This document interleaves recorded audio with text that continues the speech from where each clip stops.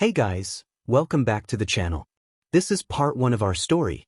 If you like this what if story and want to see part 2, let me know in the comments below. Before we start, don't forget to like, subscribe, and share this video with your friends. Also, check the description for more great content and my playlist. This story was posted by Broodyspnxcxr on Wattpad. Now let's start. Izuku Midoriya, at the age of 4, was a bright-eyed child with emerald green hair and eyes. By the time he turned 19, he had grown into a determined young man, donning a hero outfit that reflected his aspirations. He cherished his mother, his classmates in Class 1A, and his friends, always eager to help others. Among his favorites were Momo Yaoyorozu and Kyoka Jiro, both of whom held special places in his heart. Izuku possessed the unique ability of solar energy absorption, allowing his cells to act like living solar batteries. They absorbed and metabolized electromagnetic radiation from stars, enhancing his physical abilities to superhuman levels. The longer he was exposed to solar energy, the more powerful he became, with potential growth that seemed limitless. His superhuman strength enabled him to lift incredible weights, far exceeding millions of tons. This strength extended throughout his body, allowing him to push, pull, and strike with tremendous force.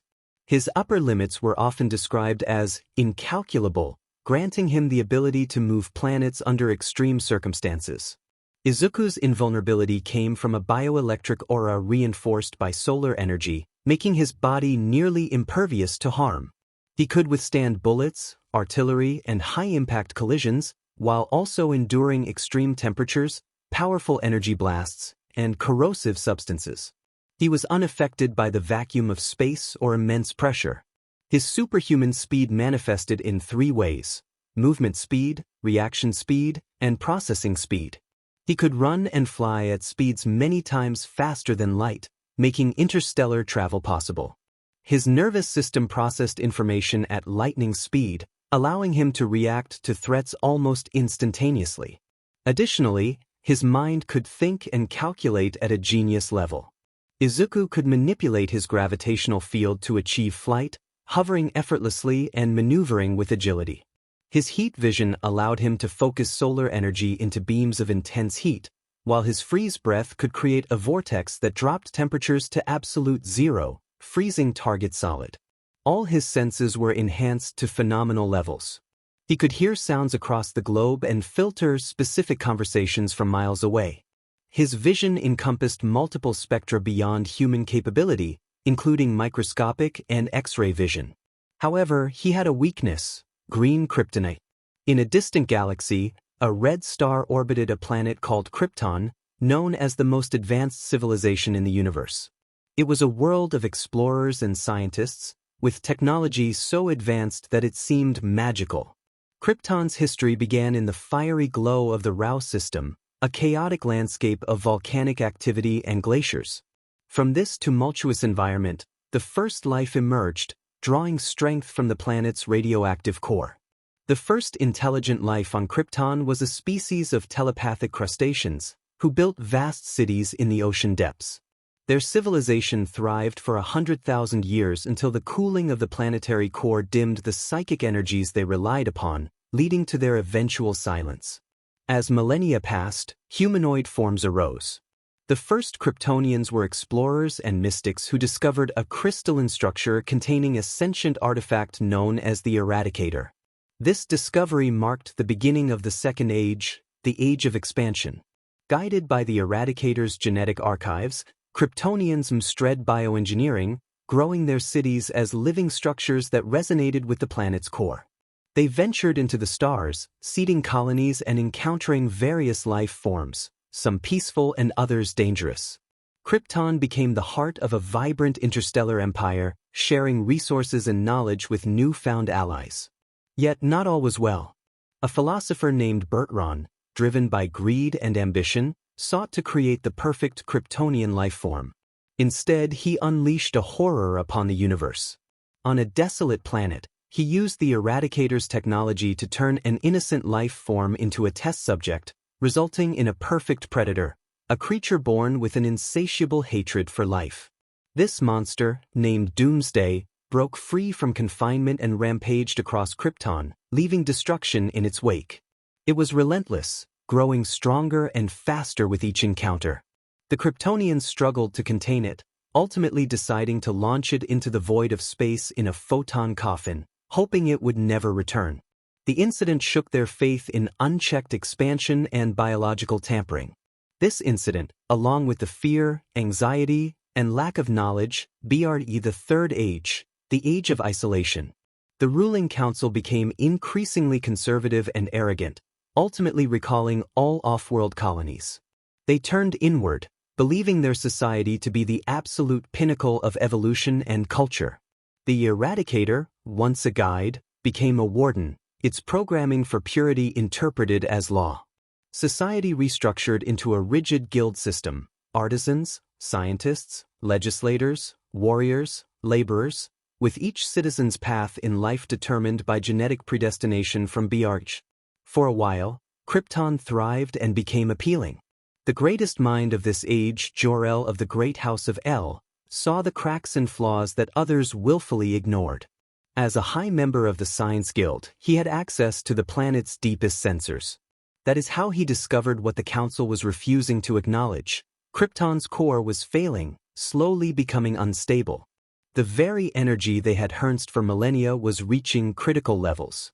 The geological pressures from centuries of resource extraction and energy siphoning were creating a chain reaction. He pleaded with the Council, presenting irrefutable data and practically begging them to stop and find a way to save their planet and their race. But the Council wouldn't hear it. They were trapped in their own foolish dogma. To them, Krypton was eternal, and to suggest otherwise was heresy. The guilds, once engines of great progress, became sclerotic and jealous of their domains. The military guilds saw Jor-El's warnings as a ploy for the Science Guild to gain more funding. The legislators debated the legal implications of evacuation until it was too late to build a fleet. Their jealousy turned into anger, anger into hatred, and hatred into violence. Eventually, their violence escalated into war. This war drained the already struggling planet's core even more, and like all things, it did not last forever. People ran in panic as the ground beneath them began to break apart. Buildings collapsed all around, and the cries of children filled the air, calling for their parents. Amidst the chaos, one man in battle armor remained calm, though it was not a reassuring calm. It was the calm of impending doom.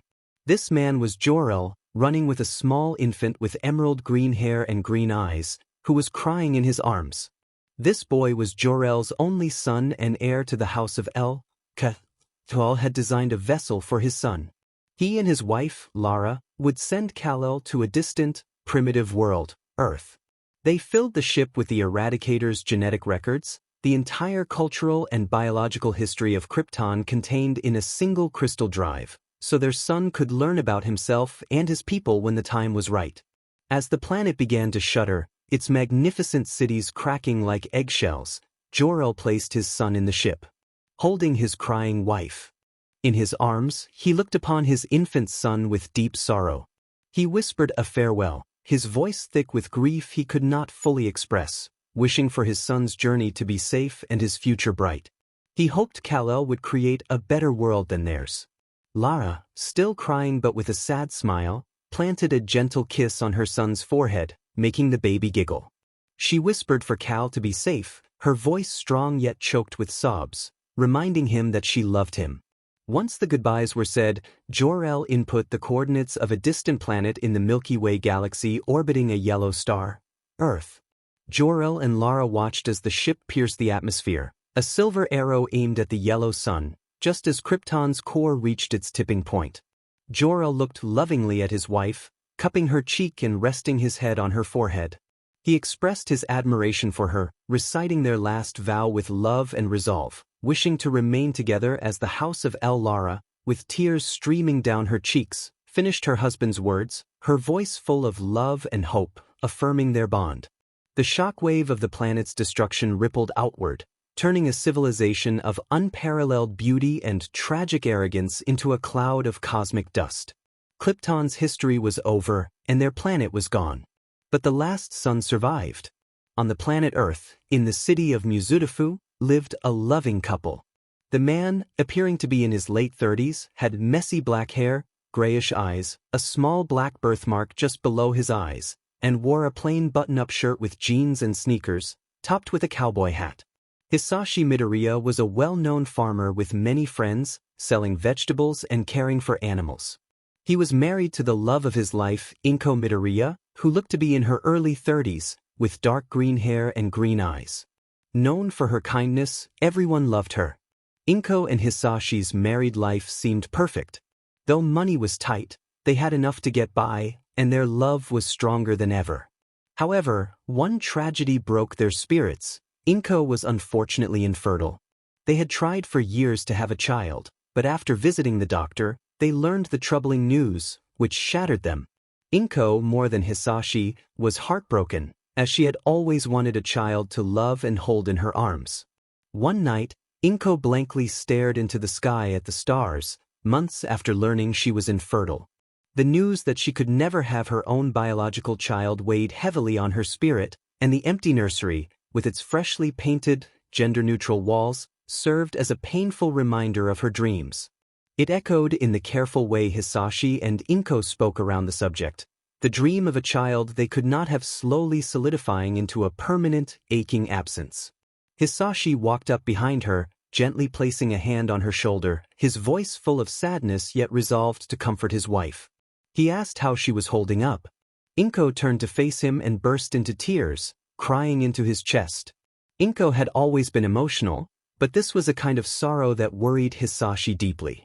Suddenly, 𝗧𝗵𝗲 noticed a light in the sky, a shooting star. Wanting to distract his wife from her pain, he pointed it out, but his words halted when he realized the shooting star was getting closer, as if it were heading in their direction. Acting on protective instincts, he urged Izuku to move quickly. Startled, she looked up and saw the same thing, screaming as they bolted away just as the shooting star crashed into their field. A distant thump vibrated through the floorboards, creating a cloud of smoke and dust that obscured their view. The object had landed in the small, tidy field behind their house. Husband and wife exchanged a wide-eyed glance, a silent communication born of years of love and shared sorrow. Wordlessly, 𝗧𝗵𝗲 grabbed a heavy flashlight while Izuku took a thick blanket, her heart racing for reasons beyond fear. As the dust settled, it revealed a large crater. Nestled within it was a vessel, sleek and unlike any aircraft they had ever seen, crafted from a pearlescent metal that seemed to absorb the moonlight. Etched on its side was a strange, elegant symbol resembling a stylized 𝗧𝗵𝗲. 𝗧𝗵𝗲's voice was hesitant as he remarked that it was some kind of spaceship, already thinking of ways to protect his wife. Izuku, however, felt something calling to her, unable to look away from the ship. She walked toward it, her steps hesitant yet determined. 𝗧𝗵𝗲 called out, worried for her safety. When Izuku reached the ship and placed her hand on it, a hydraulic hiss broke the night stillness. A seamless portion of the hull retracted, releasing vapor with a soft sigh. Inside, cradled in a soft, pulsating light, was a baby. The baby had emerald green hair and chubby cheeks, dressed in a pink onesie wrapped in a red blanket etched with the same symbol. He was fast asleep. Izuku and 𝗧𝗵𝗲 gasped at the sight of the adorable infant. Izuku's hands flew to her mouth, and she fell in love with him at first sight. The baby woke to the noise, his emerald green eyes filling with tears as he began to cry. It was a sound that resonated deep within Izuku's soul. Every maternal instinct she had carefully packed away erupted to the surface in a tidal wave of need. Without thinking, she rushed forward, ignoring the strange craft and the impossible situation, and gathered the crying infant into her arms. His small body was surprisingly warm and solid against her chest. She wrapped the blanket tightly around him, shielding him from the cool night air. In a soothing tone, she cooed to the little one, assuring him that he was safe now. Her voice instinctively dropped into the soft, melodic rhythm of a mother. Miraculously, the baby slowly stopped crying and looked up at her with his emerald green eyes. She rocked him gently, humming a half-remembered lullaby. 𝗧𝗵𝗲 stood next to her, ready to protect them both, his flashlight illuminating the tender scene. The baby's wide, wet eyes focused on Izuku's face, as if memorizing her features. As the baby's tears dried, A wave of pure, uncomplicated joy washed over 𝗵𝗃. She smiled, a genuine smile for the first time in months. Shifting him in her arms, she gently tickled his stomach through the blanket, playfully asking who the brave little boy was. A small, miraculous sound filled the air, a giggle that seemed to make the very stars above twinkle brighter. The baby cooed, his tiny hands reaching up toward her face. 𝗵𝗃 looked up at 𝗧𝗵𝗲, her own eyes now filled with tears, but these were tears of fierce hope. She declared that the baby had no one and that he was theirs, convinced he had been sent to them. 𝗧𝗵𝗲 looked from the pod to the baby in 𝗵𝗃's arms, who was now clutching her finger with surprising strength. He saw the light in 𝗵𝗃's eyes, a light that had been extinguished for too long. The child looked at her with an absolute trust. A slow smile spread across 𝗧𝗵𝗲's face as he placed a protective arm around both of them, agreeing that the baby was indeed their son. 𝗵𝗃 gazed down at the child, at his green eyes that mirrored her own, and made a promise to the universe, to the stars that had delivered him, and to the boy himself. She did not care where he came from or what he was. This was her son. She whispered a name she had chosen years ago, testing it softly, Izuku. It all began in 𝗔𝗂𝘁𝗵𝐵𝗃 City, where news spread of a child whose body radiated light. Ever since then, superpowers began appearing around the world, one after another. Time passed, yet no one could figure out the cause of this unbelievable phenomenon.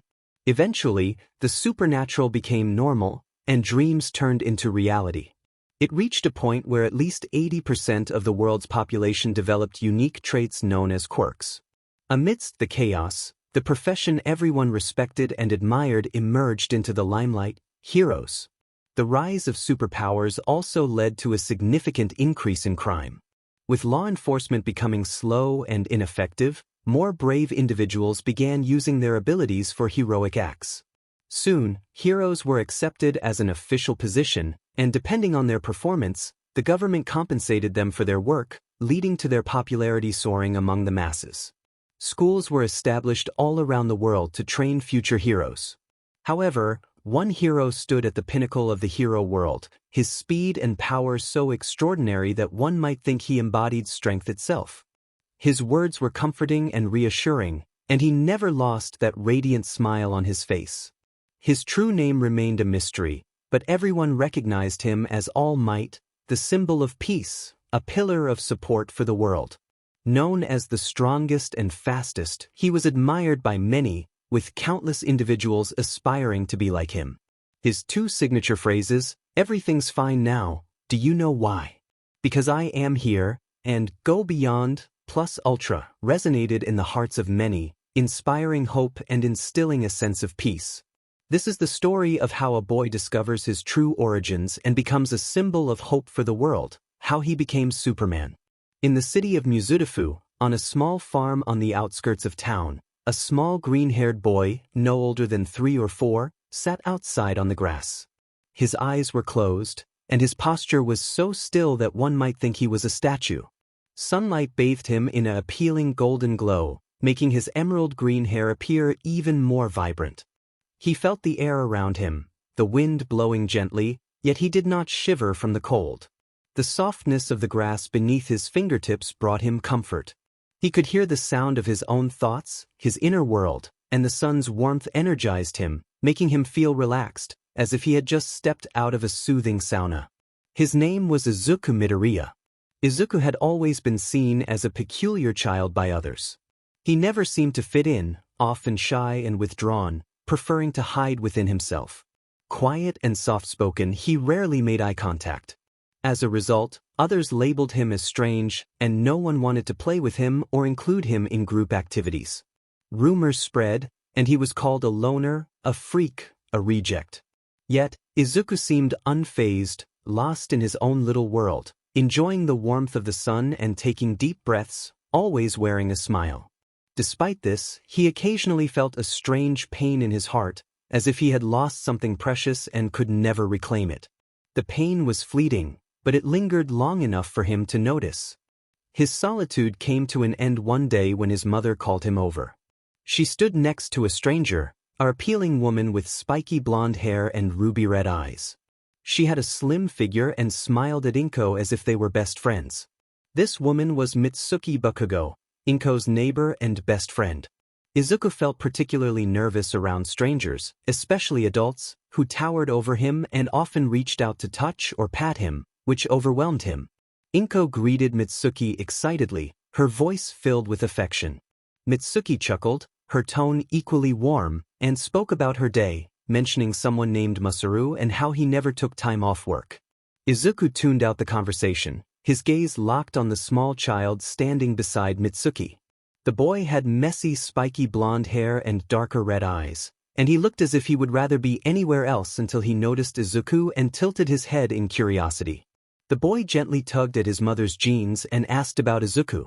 Mitsuki laughed and introduced her son, Katsuki, while 𝗵𝗃 expressed her surprise at learning Mitsuki had a child.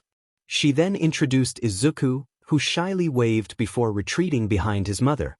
Mitsuki, wanting to catch up, suggested that Katsuki and Izuku play upstairs. 𝗵𝗃 agreed, encouraging Izuku to go play with Katsuki.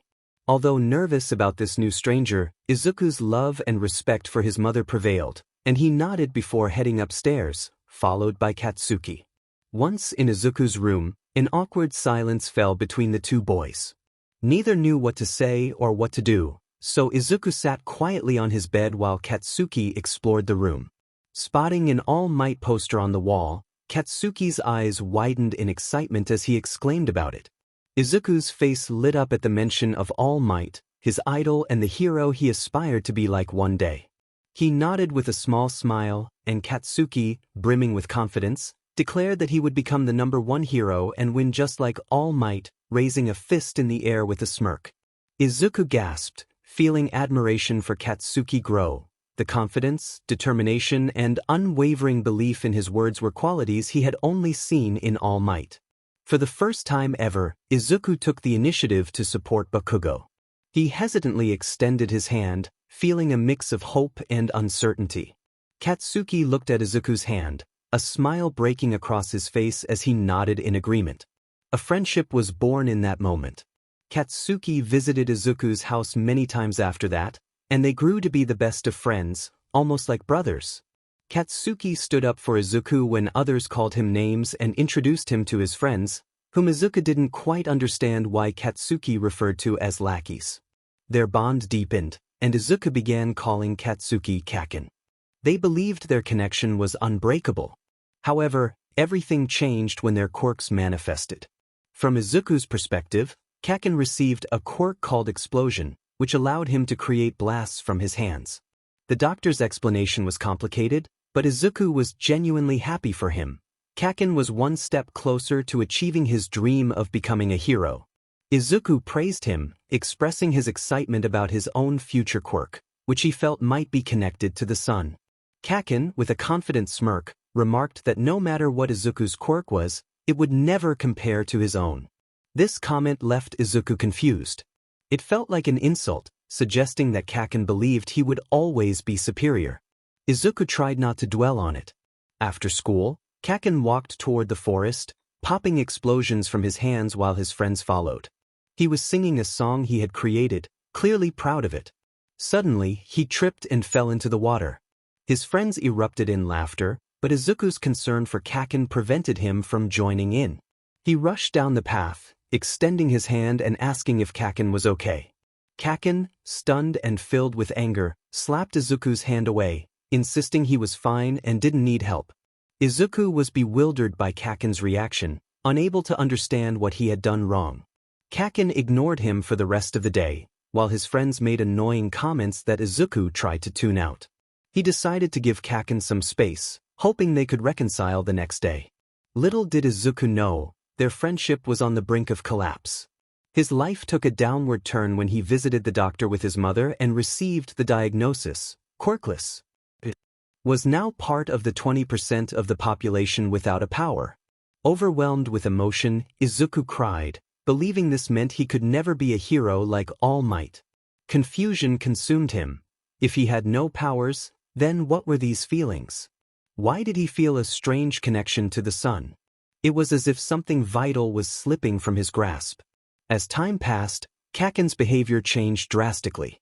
He began openly insulting Izuku alongside his friends, calling him Deku, a term that meant useless. The insults escalated, and even physical harm followed, with teachers turning a blind eye. Izuku learned harsh truths about the world. Not everyone is created equal, and life can be unforgiving. Pain is universal, regardless of age or circumstance. Yet, strangely, nothing they did seemed to hurt Izuku at all. It began with small things, like a tiny scrape on his finger that healed itself. He was ecstatic, believing he had finally developed a quirk, but when he asked his father to take him to the doctor, the result was the same, quirkless. Despite the analysis, his father still believed him and urged him to share any unusual experiences. Then, something happened that solidified Izuku's suspicions. Kaken and his friends were bullying a girl. She was pretty, with her hair tied in a neat ponytail and wearing a cute pink dress that was now smudged with dirt. Bruises marked her arms, likely from Kaken and the others. Izuku couldn't comprehend this behavior. The Kaken he knew aspired to be the #1 hero, yet here he was, acting in direct opposition to that ideal. Determined to intervene, Izuku stepped in front of the girl, trembling but resolute. He felt a strong urge to protect her, unwilling to let her suffer any further harm. Part of Izuku wanted to run away, to avoid the pain he anticipated in the next moment. He longed to return home to his parents, to their loving smiles, to help his dad with farm work. Yet, another part of him wanted to protect her, to hold her in his arms, shield her from their cruelty, and make her smile. He wanted her to feel hope. Izuku saw Kaken smirk as he stepped forward. Kaken pushed him aside, dismissing him with a sneer, questioning what a weakling like him could do. Izuku closed his eyes but stood firm, ready to brace himself for whatever would come. The onslaught began, punches, kicks, and explosions from Kaken's quirk. The girl screamed behind him, clearly frightened, begging them to stop. But Izuku felt nothing. The punches and kicks barely registered until he opened his eyes. Kaken's explosions felt like mere tickles. If not for the situation, he might have laughed. Eventually, Kaken and his friends grew tired and stopped, breathing heavily, their hands on their knees. However, the looks on Kaken's friends' faces were filled with pure terror. They ran away, screaming words like monster, freak, and villain. Izuku was bewildered. He hadn't done anything to deserve that. He looked down at himself, confused about why he felt fine and what part of him made him a monster in their eyes. Kaken's reaction was different. While his friends were terrified, Kaken looked betrayed, angry, and disgusted, all directed at Izuku. He whispered something, but Izuku didn't catch it. Then, Kaken screamed in rage and disbelief, accusing Izuku of lying about being quirkless.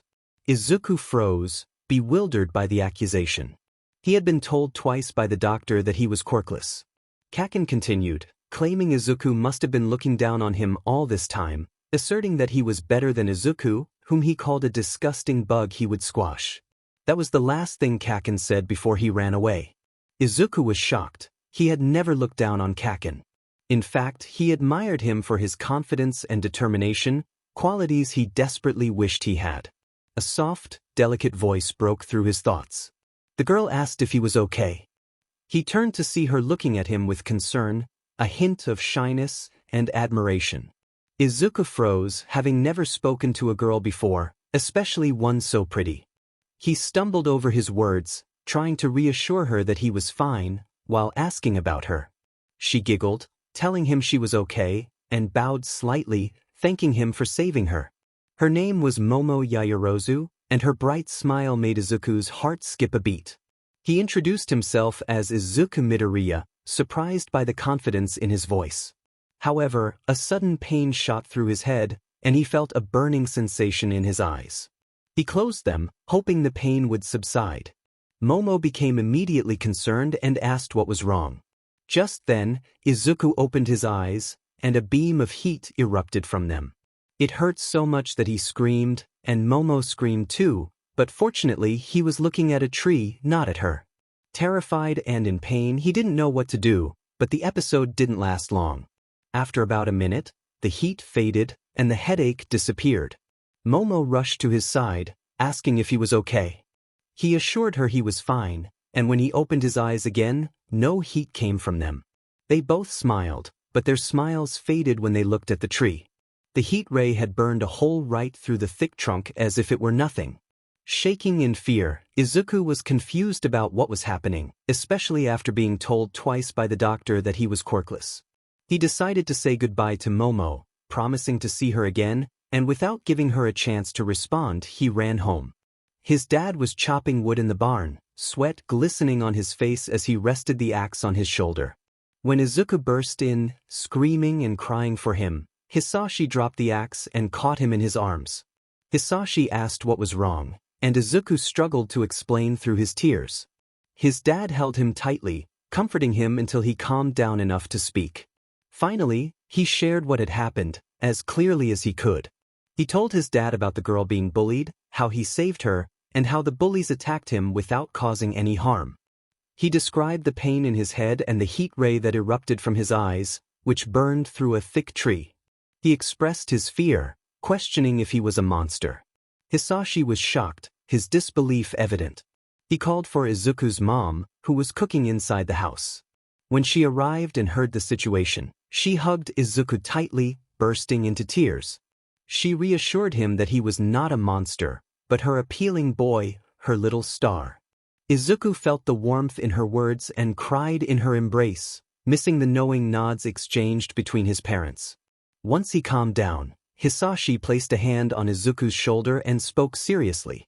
He told Izuku that they had something important to share. Izuku listened intently as 𝗧𝗓𝗄 revealed that he was not their biological son, but adopted. Izuku froze, disbelief washing over him.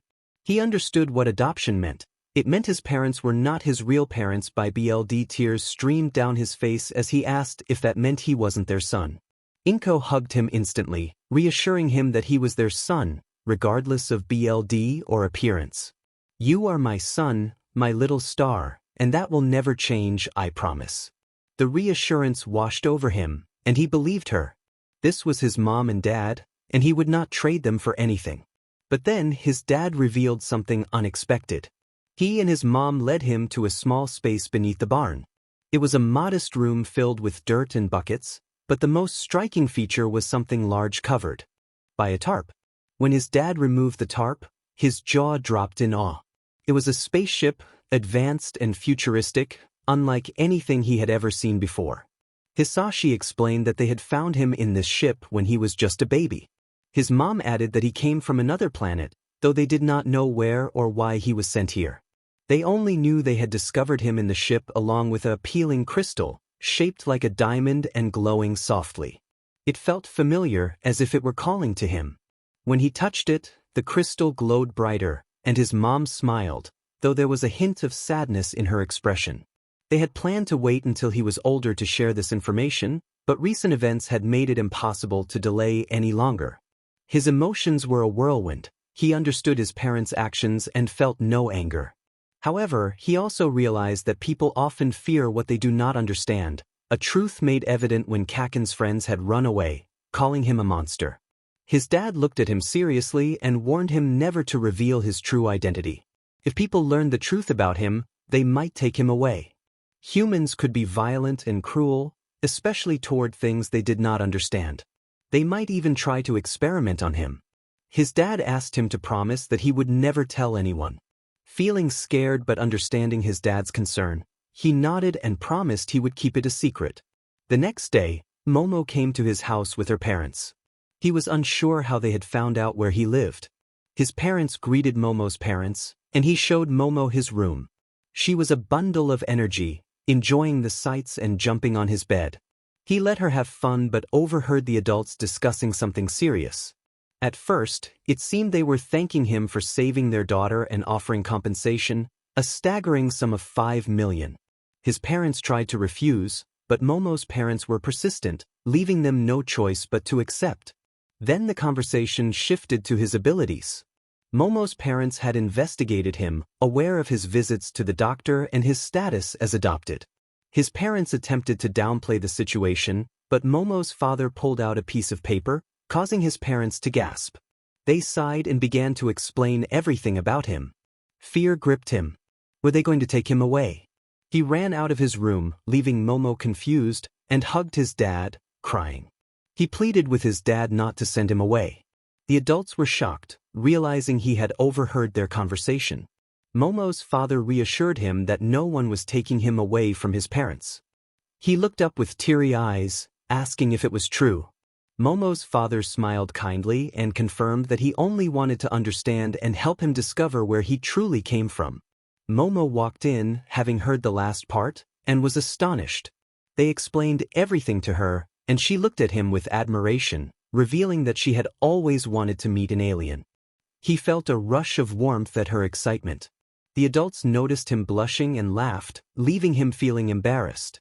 As the years passed, time flew by. He was homeschooled and helped his dad with work on the farm. Momo's family visited almost every day, and their families grew close. He became especially close with Momo, admitting to himself that he had a crush on her but hesitated to reveal his feelings, fearing it might ruin their friendship. She was appealing, kind, and a wealthy heiress with the power to create anything she desired. How could he compare to that? By the time he turned 12, he had gained more abilities and control over his heat vision. He could run faster than the speed of sound, lift a tractor with one hand, and he no longer felt tired or sick. He could hear things from miles away and see what most people could not. At 13, he started working part-time at Mr. Yaoyorozu's company. He discovered he was smarter than he had realized and had a knack for business.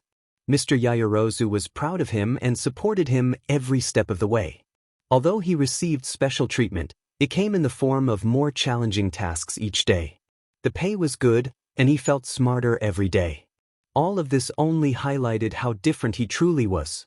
Then, when he turned 14, tragedy struck. His parents decided to spend some time together, and they all got into the truck for a drive. At that time, he was in a rebellious phase, eager to prove himself as a hero, which blinded him to the dangers ahead. His dad was driving, his mom was in the back with their dog Krypto, and he was in the front, arguing with his dad. He expressed his longing to do something meaningful with his life, but his dad countered that farming and helping the Yaoyorosis were useful. He retorted that it was his dad's family legacy, not his own, questioning why he should listen to him. His mom, appalled by his words, tried to intervene, but his dad stopped her, acknowledging that he had a point. They were not his biological parents. If only he had known the consequences of his words, he would have chosen them more carefully. They had done their best, but perhaps their best wasn't good enough anymore. Hearing this filled him with guilt. He hadn't meant what he said. It was pure frustration, and the words had slipped out. Just as he was about to apologize, his father suddenly stopped the car. They got out, leaving Krypto inside, as a pile-up of cars began to form behind them. Panic spread as people started to flee, and a tornado began to take shape. His father shouted for everyone to head for the overpass, urging them to move quickly. He ran alongside his mother and many others toward safety, while his dad stayed by the car, helping others reach the overpass like a true hero. A woman in the crowd asked where the heroes were, a question that resonated deeply. His father rushed to a car, pulling a child from it and guiding the child's mother to safety. They made it to the overpass, safe and sound. But then his mother remembered Krypto was still in the car. Without hesitation, he declared he would get the dog, but his father stopped him, insisting he take care of his mother instead. His father dashed back for Krypto while he carried the child to safety. Once he completed his task, he turned to see his father still at the car, the tornado drawing closer, debris swirling around. Suddenly, a car was hurled from the tornado, crashing down onto his father's vehicle. His heart raced as he watched, helpless, but his father managed to open the door and let Krypto out, who sprinted toward them. However, his father was slow to follow, emerging moments later, limping and clearly injured. Determined to help him, he started toward his father, but his dad held out a hand, signaling him to stop. Shock washed over him as he saw his father's smile, a smile that felt like a farewell. In an instant, the tornado lifted his father and the remaining cars into the air, and he vanished from sight. Trembling, he watched as his mother broke down in tears. He screamed for his father, his voice raw and filled with pain, feeling the pitying stares of those around him. He had just witnessed his father's demise. Then All Might arrived, striking the tornado with a powerful punch that shattered it. The crowd erupted in cheers, but he felt only anger. Where had All Might been when they needed him? He was furious, not just at the hero but at himself for not saving his father. A year passed, and he never forgave himself for that day or for the harsh words he had spoken. He visited the cemetery countless times, apologizing to his father. His mother fell into a deep depression, and despite the support from Momo and her family, it was never enough. Eventually, his mother succumbed to her pain. Just days after his 16th birthday, he found her lifeless. He called for help, but she was gone before reaching the hospital, leaving behind a will and a letter. The will was straightforward, transferring everything to him. The letter, however, filled him with dread, and he hesitated to read it. One day, while lost in thought over a picture of their family, Momo visited him, still in her middle school uniform. She asked how he was holding up, using the nickname she had given him, which usually made his heart race. But now, he felt nothing, just emptiness. He replied flatly, and Momo's concern was evident. She pointed out that he hadn't left the house in a week. He hadn't even realized how long it had been. When she hugged him, he didn't react. Momo expressed her longing to help him, reminding him of the times he had saved her. She was worried and he could see it, but he felt burdened by guilt, whispering that he had killed them. Momo asked him to clarify, and he explained how he could have saved his father if he had just gone for him, if he hadn't listened to his dad. He wished he could tell them both how sorry he was. Overwhelmed, he broke down in her arms, confessing his love for her amidst his tears. Momo, heartbroken by his pain, held him tightly as he cried. After a long while, when he finally calmed down, he apologized, but she silenced him with a gentle, comforting kiss. Surprised, he kissed her back, and when they parted, they were both breathless and blushing. Momo reassured him that she would always be there for him, and he echoed her sentiment. He asked her to stay as he prepared to read his mother's letter, grateful for her presence. Izuku opened the letter, feeling a mix of anticipation and dread. His mother had poured her true feelings into this message. She began by addressing him as her dearest Izuku, expressing that if he was reading this, she had finally found the courage to do what she should have done a year ago. She had gone to be with his father and urged him not to blame himself, assuring him that nothing that happened was ever his fault. It had been a year since the tornado took Hisashi from them, and Izuku still struggled to comprehend the passage of time. Some days felt like yesterday, filled with memories of laughter in the kitchen and the smell of his father's terrible coffee.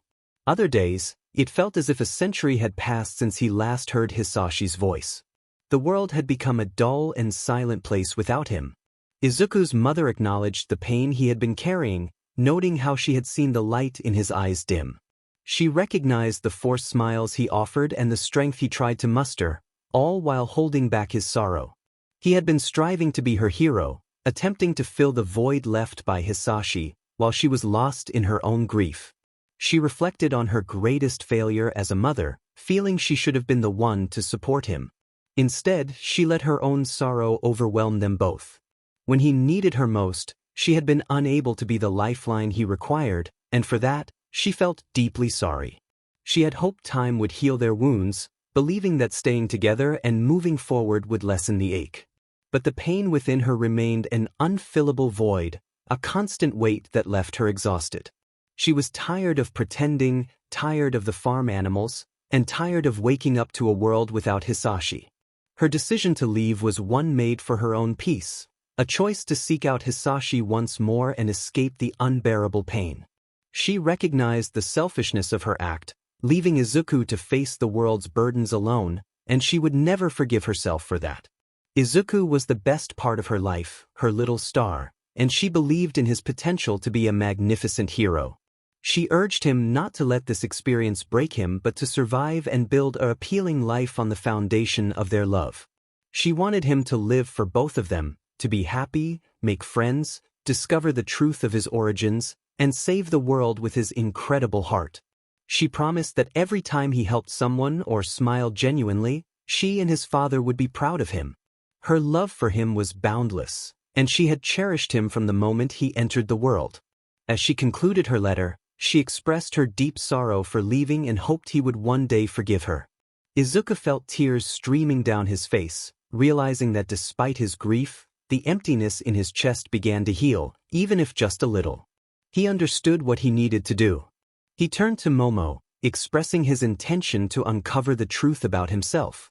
Momo sighed, acknowledging that she had sensed he would leave eventually. Izuku felt hesitant, especially since they had just accepted their feelings for one another, but he knew this journey was necessary. He asked Momo if she would wait for him, and she smiled warmly, kissing him gently before resting her forehead against his. She promised to wait for as long as it took, and Izuku felt a surge of love for her, knowing he didn't deserve such kindness. After changing into a simple green jacket and black jeans, he set out to find the crystal, still in the same place his mother had left it.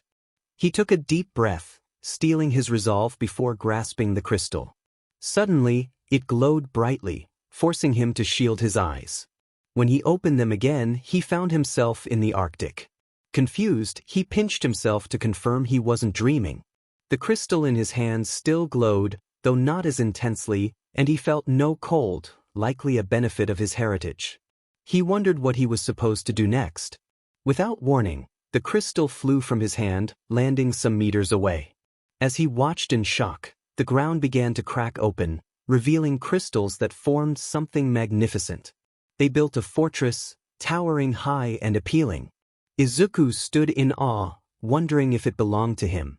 Approaching the door, he noticed a symbol resembling a strangely shaped S. It felt familiar, as if it held great significance. Placing his hand on the symbol, the door opened, revealing an interior that exceeded his expectations. He explored the fortress, discovering various areas filled with designs and weapons he had never seen before.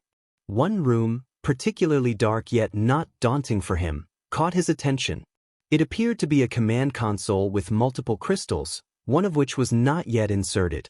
Something within Izuku urged him that inserting the crystal would provide all the answers he sought. Steeling his resolve, he gathered his determination and placed the crystal into the designated slot. Instantly, the once dark fortress illuminated, and a man materialized before him. Dressed in a strange yet familiar outfit, the man regarded Izuku with a sense of pride. Hesitantly, Izuku stepped closer, curiosity mingling with caution. Who is this man? Despite the uncertainty, he felt an inexplicable ease in his presence, as if they shared a deep connection. The man spoke, his voice deep and strong yet gentle, filled with wisdom. He expressed joy at seeing Izuku grow so much, a smile gracing his face. He mentioned how he wished Lara could have witnessed this moment. Izuku, still processing the situation, asked who he was. The man introduced himself as 𝗎𝗪, revealing that he was Izuku's father. The revelation struck Izuku like lightning, shock evident on his face. 𝗎𝗪 continued, explaining that he was a shadow of his consciousness, a remnant of his true self. As 𝗎𝗪 walked around him, he shared more about Izuku's origins. He explained that he came from Krypton, a world with a harsher environment than Earth. A diagram of Krypton appeared behind him, vibrant and lifelike, capturing Izuku's attention. 𝗎𝗪 elaborated on Krypton's history, detailing how their civilization flourished for 100,000 years, achieving remarkable feats. However, Izuku's confusion grew as he learned about the artificial population control that had been established. He questioned what had gone wrong, yearning for clarity. 𝗎𝗪 explained that the outposts and space expeditions had been abandoned, leading to the exhaustion of natural resources and the destabilization of their planet's core. He mentioned a military leader named General 𝗧𝗏, who attempted a coup, but by then, it was too late. Izuku absorbed the information, feeling as though he were part of a grand narrative, yet this was his reality.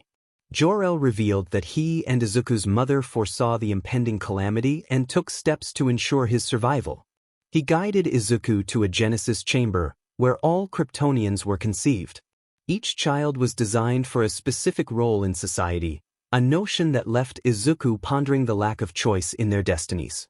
𝗎𝗪 expressed that he and Izuku's mother believed Krypton had lost something precious, the element of choice. He encouraged Izuku to embrace the belief that he was the embodiment of that ideal, being Krypton's first natural 𝗵𝗲𝗍𝗂 in centuries. Izuku understood why 𝗤𝗪 saved him and sent him to Earth, but one question lingered in his mind. Why didn't they come with him? As they walked through the fortress, 𝗤𝗪 sighed, explaining that they could not join him, despite their love. They were bound by the failures of their world, much like 𝗧𝗏. Feeling a sense of loneliness, Izuku expressed his feelings, but 𝗤𝗪 reassured him that he was as much a child of Earth as he was of Krypton, capable of embodying both worlds. Suddenly, a chamber opened beside them, revealing a suit that was black with hints of gold, adorned with a green and gold symbol on the chest and a flowing green cape.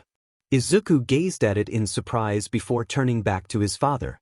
𝗤𝗪 explained that the people of Earth were different, but that difference could be a strength. He believed that Izuku could guide them and offer hope. He revealed the meaning behind the symbol he wore, representing the house of El and the belief in the potential for good within every person. This resonated deeply with Izuku, as he had always aspired to bring hope to others. Dressed in the suit, Izuku stepped out of the fortress, the wind catching his green cape as he walked through the snow, reflecting on his father's words. In his mind, he questioned why he felt so different from others. 𝗤𝗪 explained that Earth's sun was younger and brighter than Krypton's, enhancing his abilities. The weaker gravity and nourishing atmosphere had made him stronger than anyone could have imagined.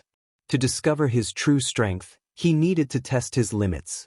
With determination, Izuku looked at his hands, clenching them into fists before gazing at the sky. He leaped high into the air, each jump propelling him higher until he attempted to fly. As he felt himself begin to fall, he straightened up, grunting with effort, and managed to soar through the sky, laughter escaping him. However, as he lost control, he realized he was headed toward a mountain. In a panic, he covered his face as he crashed through the mountain and into the ground. Emerging from the hole he created, Izuku climbed out, his expression serious but unscathed. He began walking again, his father's words echoing in his mind. 𝗤𝗪 had told him that he would give the people of Earth an ideal to strive toward. They would race behind him, stumble and fall, but in time, they would join him in the sun. Izuku stopped walking and looked toward the sun, feeling its warmth. In time, he would help them accomplish wonders. With his fists planted in the ground, he felt the energy surge within him.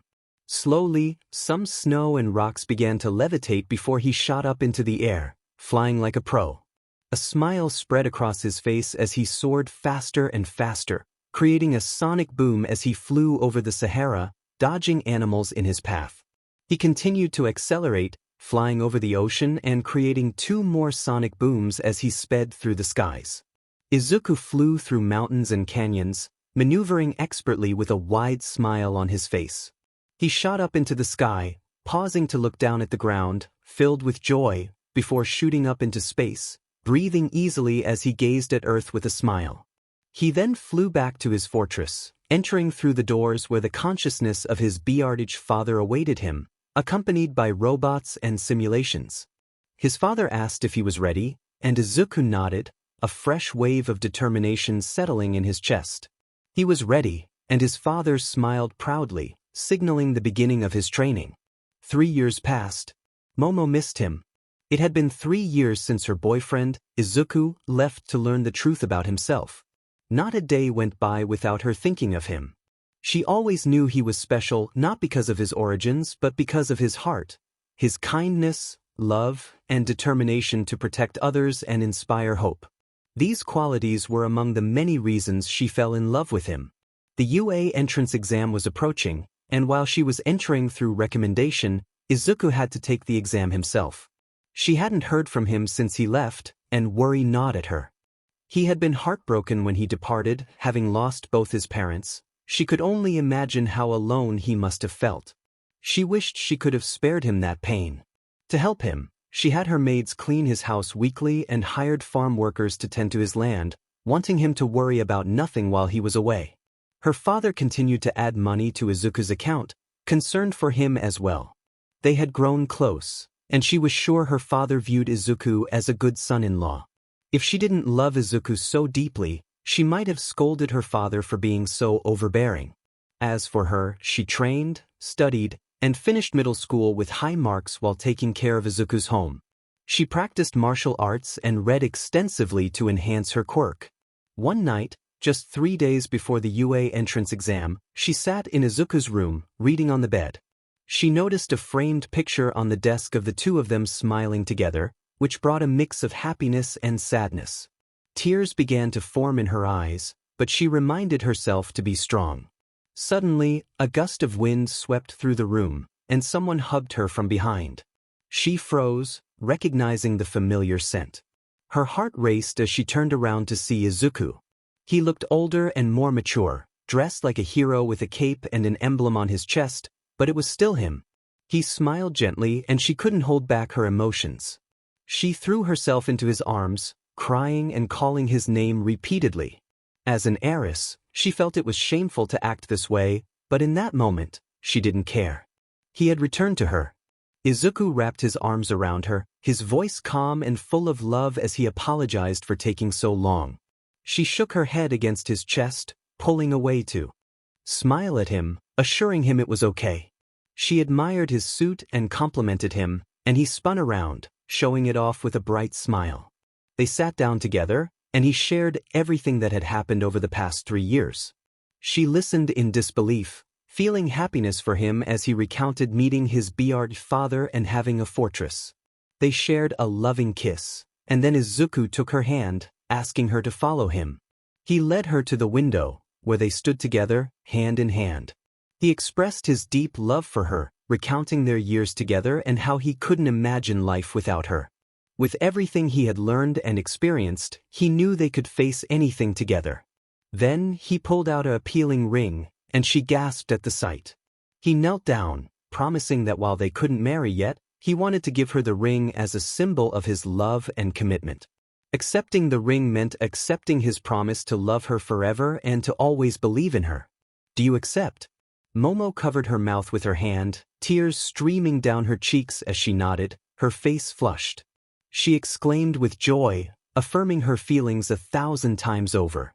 As she placed the ring on her finger, she embraced Izuku, who began to float gently in the air.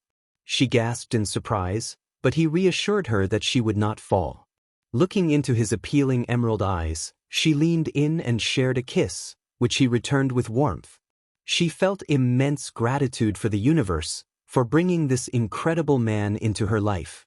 She thanked Jor-El for sending him to her, and her Aunt Inko and Uncle Hisashi for raising him. Most importantly, she thanked Izuku for saving her that day, as he had forever bound her heart to his, and in doing so, had destroyed the key that could set it free. From a neutral perspective, Izuku and Momo officially entered a relationship. However, they had little time for dates or leisurely activities, as there was much to accomplish in the 2 days leading up to the entrance exam. Izuku needed to return the scout ship to the Fortress of Solitude, where, with the help of his biological father, he managed to repair the ship and make it fully operational. Jor, known as Krypton's greatest mind, had much to teach his son. During his training, Izuku not only mastered his abilities but also learned about Krypton's history and its advanced technology. One of Jor-El's first lessons emphasized the importance of a strong mind. He told Izuku that the greatest weapon one could possess is their mind. How they think, the speed of their thoughts, and the complexity of their reasoning would determine their success in future battles. This lesson resonated deeply with Izuku, who had always admired heroes and studied their quirks, analyzing potential weaknesses and improvement strategies with remarkable accuracy. In terms of technology, Izuku had inherited his biological father's talent for invention. With Jor-El's assistance, he created 2 remarkable inventions. The first was nanotechnology, which allowed him to form his suit with the push of a button. He repurposed a watch given to him by his adoptive father, Hisashi, transforming it into a device that could absorb and reconstruct itself. While it still functioned as a regular watch, it could also deploy nanobots that flowed over his body to form his hero suit. Additionally, the watch served as a portal device, enabling him to teleport to preset destinations, though he had to visit those locations first to set them. The second invention was an AI he named 𝗧𝗵𝗃, Super Advanced Intellectual Kryptonian Operative, or simply Psycho. He integrated 𝗧𝗂 into the scout ship, allowing it to recognize him as its MSTR. 𝗧𝗂 possessed all of Izuku's and Krypton's memories and information, functioning similarly to Jor-El's consciousness but with enhanced capabilities. It could make its own decisions and was continuously learning about Earth, even using Izuku's phone to download parts of its consciousness to accompany him. Izuku treated 𝗧𝗂 with kindness, and it developed a genuine care for him, fully devoted to obeying his commands unless his life was in danger. In the remaining days, Izuku balanced his studies with farm work and his part-time job. He learned that Mr. Yaoyorozu wanted to recommend him for the school, just as he had for Momo, but Izuku politely declined. He saw this as an opportunity to prove himself through his own abilities, knowledge, and skills, feeling that his adoptive parents' efforts in raising him were worthwhile. At UA High School, the top-ranked professional hero training academy in Japan and arguably the world, the institution was renowned for its state-of-the-art facilities, rigorous curriculum, and nearly impenetrable security system. Its fame stemmed from teaching the world's #1 hero, All Might, the symbol of peace and justice, whose age and quirk remained a mystery. He burst onto the hero scene with incredible popularity, drastically reducing crime rates and becoming a living deterrent against evil. Izuku would never forget the words All Might had shared with him that day. Before he was supposed to enter middle school, he had just left Kaken and his friends, heading home to help his father with farm work. He knew that if he didn't assist, his father would overwork himself, ignoring his mother's pleas for him to take a break. As he walked under a bridge, he heard a rumbling noise behind him. Turning slowly, he initially saw nothing, but then green, slime-like liquid erupted from a sewer entrance nearby, forming into a monstrous figure. Fear gripped him, but he recalled the lesson he had learned: never judge someone by their appearance. No one chooses how they are born or how they look, and while one can alter their appearance, a quirk that changes one's form is something to be accepted and embraced. Quirks that change the way one looks are known as mutant-type quirks. Izuku approached a figure who appeared exhausted, as if he had been running for a long time. Concerned, he asked if the individual was okay. The sludge villain looked at him, momentarily stunned, before breaking into a wide smile that sent a chill down Izuku's spine. The smile was unsettling, filled with malicious intent, and the villain's words confirmed his dark intentions. He expressed his need for a new skin suit to escape. Before Izuku could react, the villain attacked, wrapping him in sludge that immobilized him. He struggled desperately to free himself, but it was futile. The sludge began to invade his mouth and nose, and panic set in as he realized he was losing the ability to breathe. As his vision darkened, he felt tears welling up in his eyes, and his thoughts spiraled into despair. He didn't want to die. He thought of his parents and how sad they would be. This couldn't be the end. The villain's voice echoed in his mind, assuring him that he was merely hijacking his body and that it would all be over soon. Those words dripped with malice, and Izuku felt a wave of hopelessness wash over him. In his final moments of consciousness, he silently pleaded for help, thinking he heard a laugh and saw a muscular figure preparing to strike. Suddenly, he was jolted awake by a gentle yet firm tapping on his face. There stood the world's #1 hero, All Might, in a plain white shirt, holding the sludge villain contained. All Might wore his signature smile and gave Izuku a thumbs up, expressing relief that he hadn't lost him. Izuku sprang to his feet, excitement coursing through him as he realized he was face to face with his idol. He was a huge fan of All Might, and the moment was overwhelming. He stammered, expressing his honor at being saved by the hero, and his words trailed off when he noticed that All Might had already signed his shirt. Joy surged within him, but as he prepared to speak again, his expression shifted. He had a pressing question for All Might, one that had haunted him for years. He introduced himself, stating his full name, Izuku Midoriya. The question weighed heavily on his heart, especially given the harsh words he had overheard from others about being quirkless. The painful taunts echoed in his mind, and he had endured much, but his parents and Momo had always supported him. The most hurtful comment had been a cruel suggestion to pray for a quirk in his next life. Now, standing before his idol, he gathered his courage and asked if it was possible to become a hero without a quirk. All Might's expression changed as he froze, looking at Izuku with a familiar gaze of pity. Izuku's heart sank, knowing what was coming. He had hoped for encouragement from his hero, but instead, All Might explained that as villains grew stronger and quirks evolved, it became increasingly dangerous for heroes. He believed Izuku could excel in other fields, like being a police officer or firefighter, but he didn't think it was possible to be a hero without a quirk. Izuku felt crushed, even though he had anticipated this response. He thanked All Might and bowed his head, leaving the encounter feeling defeated. When he returned home, he shared the experience with his parents. His mother fussed over him, while his father simply ruffled his hair and went to work. Izuku joined him in the barn, helping with the tractor. His father paused to impart some wisdom, reminding him that life is filled with obstacles meant to challenge one's resolve. He urged Izuku to rise above them, emphasizing that a hero's job is to confront and overcome the unfairness of the world. Izuku listened in awe, feeling warmth from his father's words. He realized he had been letting the negativity of others affect him too deeply. With newfound determination, he smiled at his father and expressed his gratitude. His father reassured him that he was destined for greatness, and although Izuku didn't fully grasp the meaning of those words, he chose to believe in them. As he reflected on the conversation, he felt a shift in his perspective.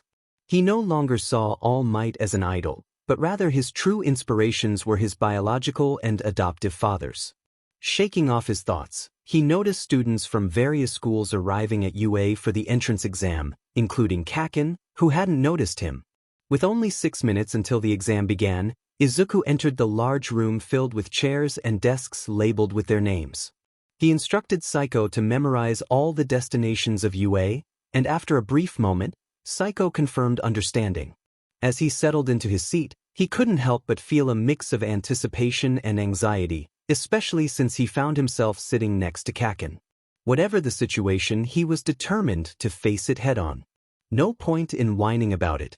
He glared for a moment but ultimately said nothing, and I chose to ignore him. In my mind, our friendship had ended long ago. He was just a stranger I had grown up with. Suddenly, the spotlights at the front flickered to life, and a projector screen illuminated, displaying the UA symbol. On stage, right in front of the screen, stood 𝗵𝗃, a well-known hero and faculty member of UA High School. He engaged with all the examinees using his quirk, which gave me, with my super hearing and the other examinees, headaches.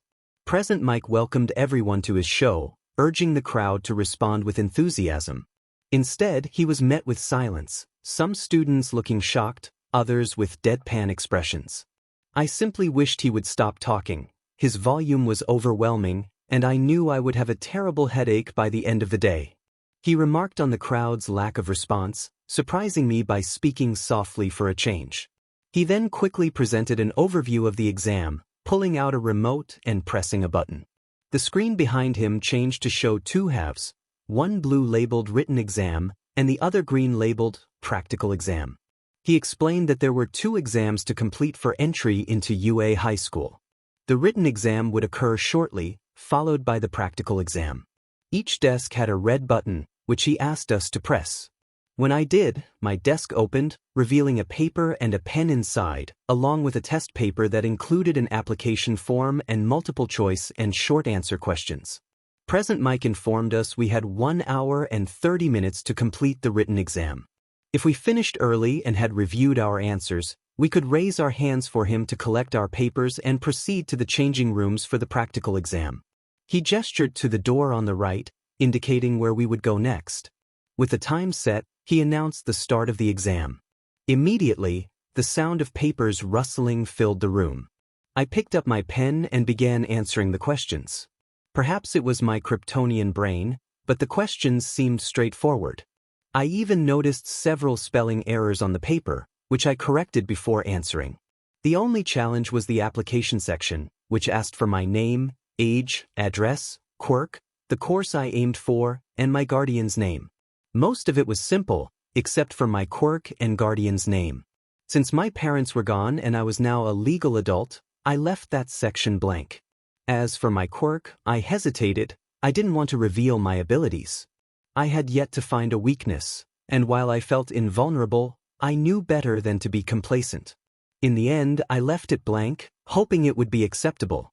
I finished the exam with about 30 minutes to spare and double-checked my answers before resting my head down. I didn't raise my hand to leave, as no one else had done so. I preferred to keep a low profile for now. Eventually, I woke to the sound of a bell, signaling the end of the exam. 𝗵𝗃 announced that time was up, instructing us to put our pens down, press the same buttons on our desks, and place our papers back inside. After that, we headed to the changing rooms. I changed into a simple green tracksuit adorned with the House of L symbol on the chest, a gift from Momo. I appreciated her thoughtfulness and planned to get her the best gift possible once this was over. After changing, we assembled in a room, and 𝗵𝗃 began shouting again, explaining the rules of the practical exam.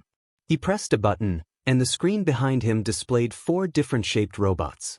He explained that we would conduct 10-minute mock battles, and the letters on our application cards indicated the areas where the battles would take place. I pulled out my card and saw the letter B, meaning I would be in Area B. 𝗂𝗂𝗃, standing beside me, noted that we wouldn't be allowed to work with friends. I glanced at his card. He was in Area A while I was in B. I shrugged, accepting the situation.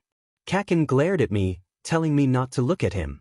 I turned away, realizing there was no point in arguing, and focused again on 𝗵𝗃's loud instructions.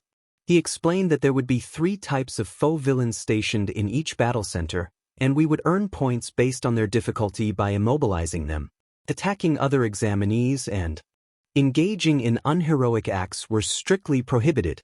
Suddenly, one of the examiners stood up, ready to oversee the proceedings. Izuku observed the blue-haired boy with glasses as he raised his hand with an almost robotic precision. The boy asked if he could pose a question, and 𝗵𝗃 acknowledged him. The boy pointed out that the printout given to them by the school displayed 4 types of villains. He expressed concern that if this was a misprint, UA, the most prestigious hero school in Japan, should be embarrassed by such an oversight. He continued, stating that they were all there to be molded into exemplary heroes.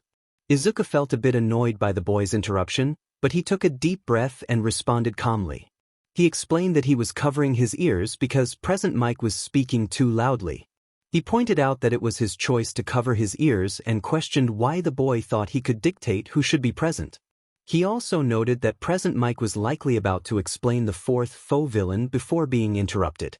Izuku emphasized that the boy had wasted everyone's time with his comments. Looking around, Izuku noticed that the examiners were glaring at the blue-haired boy, who bowed and apologized, clearly embarrassed. 𝗵𝗃 thanked Izuku for his input and promised to speak more softly. He then explained that the 4th villain was worth 0 points and was essentially just an obstacle. There was only one at each site, and it would become erratic in narrow spaces. While it wasn't impossible to defeat, there was no point in doing so, and he recommended that everyone ignore it. He concluded by sharing the school motto, quoting the hero Napoleon, "A true hero is one who overcomes life's misfortunes." He encouraged everyone to go beyond, plus ultra, which meant to shatter their limits and strive for greater heights. The bus dropped them off at the Gate B entrance, and Izuku stood in line with many other students. However, something felt off. The gates were already open, and they were just standing there. Suddenly, it hit him. What if this was part of the exercise? In a flashback, Izuku recalled standing in a training area during a simulation, surrounded by Kryptonian robots. He attempted to speak but was cut off by a punch to the face from one of the robots. Each time he tried to voice his readiness, he was met with another blow. Jor-El, his mentor, ended the simulation and reminded him that in a fight, enemies do not wait for you to be ready. They either want to win or want you out of the way. He advised Izuku to always keep his guard up and be prepared for anything. Determined to grow stronger, Izuku nodded, letting the lessons sink in. He felt a surge of resolve to stand and fight no matter what. With a determined expression, he prepared for the next round of training. As the simulation ended, he took off at high speed toward the gates, hearing complaints from behind him. Despite the shouts of others claiming he was cheating, 𝗵𝗃 urged everyone to move without hesitation. Izuku dashed through Area B, encountering numerous robots. He destroyed as many as he could while holding back enough to avoid taking points from others. After accumulating a total of 45 points, he decided to hover in the air, watching his fellow examinees do their best. Using his super hearing, he listened for any signs of danger while mainly hearing others gaining points. Suddenly, he heard a cry for help. Without hesitation, he flew toward the voice and spotted a girl with purple hair and earphone jacks as earlobes, about to be crushed by a robot. In an instant, he punched the robot, destroying it, and swiftly grabbed her, all within a heartbeat. He asked if she was okay, and she looked at him in shock, a blush creeping onto her face as she realized he was carrying her. She thanked him and requested to be put down. Realizing the awkwardness of the situation, he gently set her down, feeling a blush of his own. He expressed his relief that she was safe and wished her luck before taking off into the sky again. Meanwhile, in the observation room, all the UA teachers were monitoring the examiners through screens placed around the site. Principal Nizu, a unique being resembling a combination of a mouse, bear, and dog, observed the proceedings. He noted that the examinees had not been informed of the number of villains or their locations. They had a limited amount of time in a vast area and needed to draw the villains out. On one monitor, an examiner with multiple limbs surveyed the area from a rooftop, showcasing his information-gathering skills. On another screen, the blue-haired boy in a tracksuit demonstrated impressive mobility with engines attached to his feet. A blonde-haired contestant was seen shooting a laser from his navel, illustrating his ability to remain calm in any situation. Finally, Katsuki Bakugo appeared on another monitor, surrounded by destroyed robots, displaying raw combat ability. Principal Nizu remarked that these basic abilities, essential for maintaining peace in the streets, were being converted into points during the test. Among the observers, a scruffy-looking man, seemingly disinterested, focused intently on one screen in particular, where a contestant with emerald green hair was seen flying above the site, arms folded and eyes closed. He narrowed his eyes at one examiner, intending to watch keenly for his next actions. After all, the real test was about to begin. From Izuku's perspective, he had helped a few contestants so far, and it honestly sounded like everyone was doing okay, so he didn't think he had to worry anymore. However, he noticed the sky darkening, and the ground began to shake violently. He looked at the contestants, who wore expressions of fear, and turned to see a massive robot slowly making its way toward them, its sheer size causing windows in nearby buildings to crack and shatter. It was the zero-pointer. President Mike had said it was just an obstacle, but Izuku thought it was a bit too large for that. All the examinees began to run away as fast and as far as possible. He understood why the zero-pointer was so enormous. It was meant to be an overwhelming threat, one that would reveal a person's true nature and thoughts. Would they stay and fight or would they run away? The truth was, there was no merit in taking down this faux villain. Suddenly, he heard a cry nearby. Using his enhanced hearing, he turned to see a familiar girl with purple hair and earphone jacks for earlobes on the ground, pain etched on her face. Rubble pinned one of her feet, preventing her from escaping. She was practically right under the zero-pointer, and if it took one step, it would crush her. Memories of his father being taken by a tornado flooded back, and he shook his head, refusing to let history repeat itself.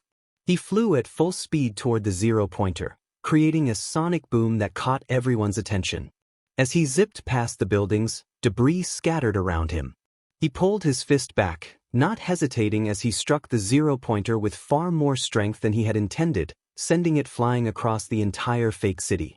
The sight left everyone, especially the teachers in the observation room, in pure disbelief. Ignoring the shock around him, he immediately flew to the girl, lifting the rubble off her with one hand before cradling her in his arms. He asked worriedly if she was okay. She shook her head quickly, assuring him that she was fine. He breathed a sigh of relief, glad she was safe. Then he heard President Mix's voice over the speakers announcing that the exam was over and congratulating everyone. Gently, he set the girl down, but when she tried to take a step, she nearly tripped. He steadied her, ignoring the whispers around them about his impressive feat. As he looked around, he noticed an elderly woman dressed as a nurse approaching them, her hand in her pocket. She handed some gummies to an examiner with bruises and scrapes. He recognized her. She was the backbone of UA, the reason they could hold such dangerous exams without worry. With a warm smile, she leaned down and kissed the purple-haired girl on the cheek, leaving everyone gasping in disbelief. Izuku was not surprised. After all, she was recovery girl, 𝗬𝗓𝗍's licensed school nurse. Her quirk activated the body's healing abilities, and immediately after kissing the girl, a green glow enveloped her, healing her injuries. Nodding to the girl, Izuku flew home, unaware that he had caught the attention of certain individuals. 1 week later, he was cuddled up with Momo in his room, watching a movie and sharing popcorn. He playfully poked her side, making her giggle. She told him not to do that, but he continued, eventually tickling her until she burst into laughter, trying unsuccessfully to escape. After stopping, he pulled her into a kiss, and she melted into it. He felt a deep affection for her. Eventually, she broke the kiss, breathing heavily, her lips slightly swollen as she looked at him with pure affection. She shook her head to dispel her blush and asked how the exam had gone. He began to explain his self-assessment when a knock on the door interrupted him. He opened it to find a letter waiting for him. It was the letter from Yue. Grabbing it, he thanked the 𝗕𝗏𝗍𝗍 person and returned to Momo. He announced that it had arrived, and she looked at him, then at the letter, nodding as she paused the movie and sat up. He opened the letter, and a hologram disc fell out. Setting it down, he instructed his AI to scan the device for any explosives or weaponry. After a brief moment, the AI confirmed there were none. He pressed the disc, and All Might appeared in hologram form, wearing a yellow three-piece suit. He announced his presence dramatically, which made Izuku roll his eyes. All Might explained that he had been busy with paperwork, which delayed the letter. He shared that he had come to the town to work at UA and quickly got to the point. Izuku listened intently, holding Momo's hand as she squeezed his reassuringly. All Might informed him that he had received full marks on the written exam and had even corrected a spelling error that the principal had hidden. For the practical exam, he scored a total of 45 points, proving he had passed. However, All Might revealed that the practical exam was graded not only on villain points but also included a secret hidden point system. Izuku and Momo exchanged confused glances as All Might explained that UA could not reject those who saved others. The rescue points, awarded by the judges, were another essential aspect of evaluation. Izuku had gained 70 rescue points. Izuku Midoriya scored 115 points, surpassing the previous record of 100 points and becoming the highest scorer in UA history. He felt a rush of excitement as Momo squealed in happiness and jumped into his arms, congratulating him. Izuku smiled and hugged her while gazing out the window at the night sky, thinking of his parents. He wished they could see him now, hoping they were proud of his achievement. His journey to become a hero was just beginning. Having secured first place in the entrance exam, Izuku felt a sense of accomplishment. The acceptance rate for UA High School was less than 1 in 300 each year, with only 40 students admitted through the regular exam, alongside 4 who received recommendations. Momo was among those 4, but Izuku believed she would have excelled even without it. The 40 students were divided into 2 classes of 20, and he was part of Class 1A. As he donned his UA uniform and activated his portal watch, he greeted 𝗧𝗏𝗄, who confirmed that UA's destination was saved in her memory. Izuku admired his reflection in the mirror, realizing he looked good in the uniform. He approached a picture of his parents' graves, wishing they could witness his journey. He expressed his hopes that they were watching over him as he activated the portal to UA's gate. Momo had already left her house for UA, likely focused on making a good impression. Izuku decided not to disturb her. He instructed 𝗧𝗏𝗄 to hack into UA's systems and send any information to the scout ship for analysis, acknowledging the need for caution in trusting heroes. Arriving at the door of Class 1A, Izuku was taken aback by its size, likely designed for students with larger quirks. Inside, he heard arguing. Kaken was scolding another student for putting his feet on the desk, claiming it was disrespectful. The student, 𝗕𝗏𝗍𝗍, introduced himself, but Kaken dismissed him with a scoff, belittling his background. Izuku rolled his eyes, recognizing Kaken's tendency to act like the main character in a story. As the argument continued, 𝗕𝗏𝗍 expressed shock at Kaken's words, questioning his aspirations to be a hero. Just then, Izuku stood at the door, unsure of how to react. The class turned to look at him, and he felt a mix of confusion and curiosity. He noticed a girl with purple hair sitting in the class and waved at her, pleased when she smiled back. Tenya approached Izuku, introducing himself again, but Izuku cut him off, acknowledging their earlier conversation. Tenya seemed frustrated, admitting he had misjudged Izuku's abilities. Izuku was surprised by this revelation, as he hadn't realized the implications of his performance. A girl with brown hair and puffed cheeks, Ochiko Uraraka, approached him, expressing her excitement about his entrance exam performance. Just as he was about to respond, he noticed a large caterpillar slithering toward them. Using his X-ray vision, he discovered it was just a student in a sleeping bag who appeared to be very tired. Uraraka leaned closer, wondering about the day's schedule and their teacher. Izuku felt a sense of unease, sensing Momo's jealousy from behind him. Suddenly, a tired voice interrupted their conversation, instructing them to be serious, as this was the hero course. The man in the sleeping bag began to rise, revealing himself as their teacher. He commented on their lack of rationality, confirming Izuku's suspicions about the teacher's demeanor. The person standing in front of the narrator was a professional hero, someone who looked familiar but didn't quite register in their memory. The homeroom teacher introduced himself as Shota Aizawa, and the class gasped in shock upon realizing who he was. He reached into his sleeping bag and pulled out some clothes, instructing everyone to put them on and head out to the field. The narrator raised an eyebrow, surprised by the sudden change in plans, and noticed that their classmates shared the same shock. They obediently took their PE uniforms and headed to the changing room. Once changed, they followed their classmates to the field, where the purpose of their gathering was revealed: a quirk assessment test. Uraraka expressed confusion about the absence of an entrance ceremony and orientation, but Mr. Aizawa explained that aspiring heroes didn't have time for leisurely events. His tired voice took on a serious tone that put everyone on edge. He emphasized that UA's selling point was its unrestricted school traditions, which extended to how teachers conducted their classes. Some classmates, including Ida and Uraraka, took a step back, feeling a bit worried. Mr. Aizawa held up a phone displaying physical tests and noted that students had been doing these tests since middle school. He mentioned that the country still relied on averages from results without using quirks, deeming it irrational.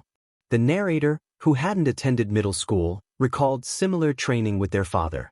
Mr. Aizawa then addressed Bakugo, who had finished second in the practical exam, and asked about his best result for the softball throw in middle school. Bakugo replied with a distance of 67 meters. Mr. Aizawa instructed him to try again using his quirk, leading him to a sizable white circle.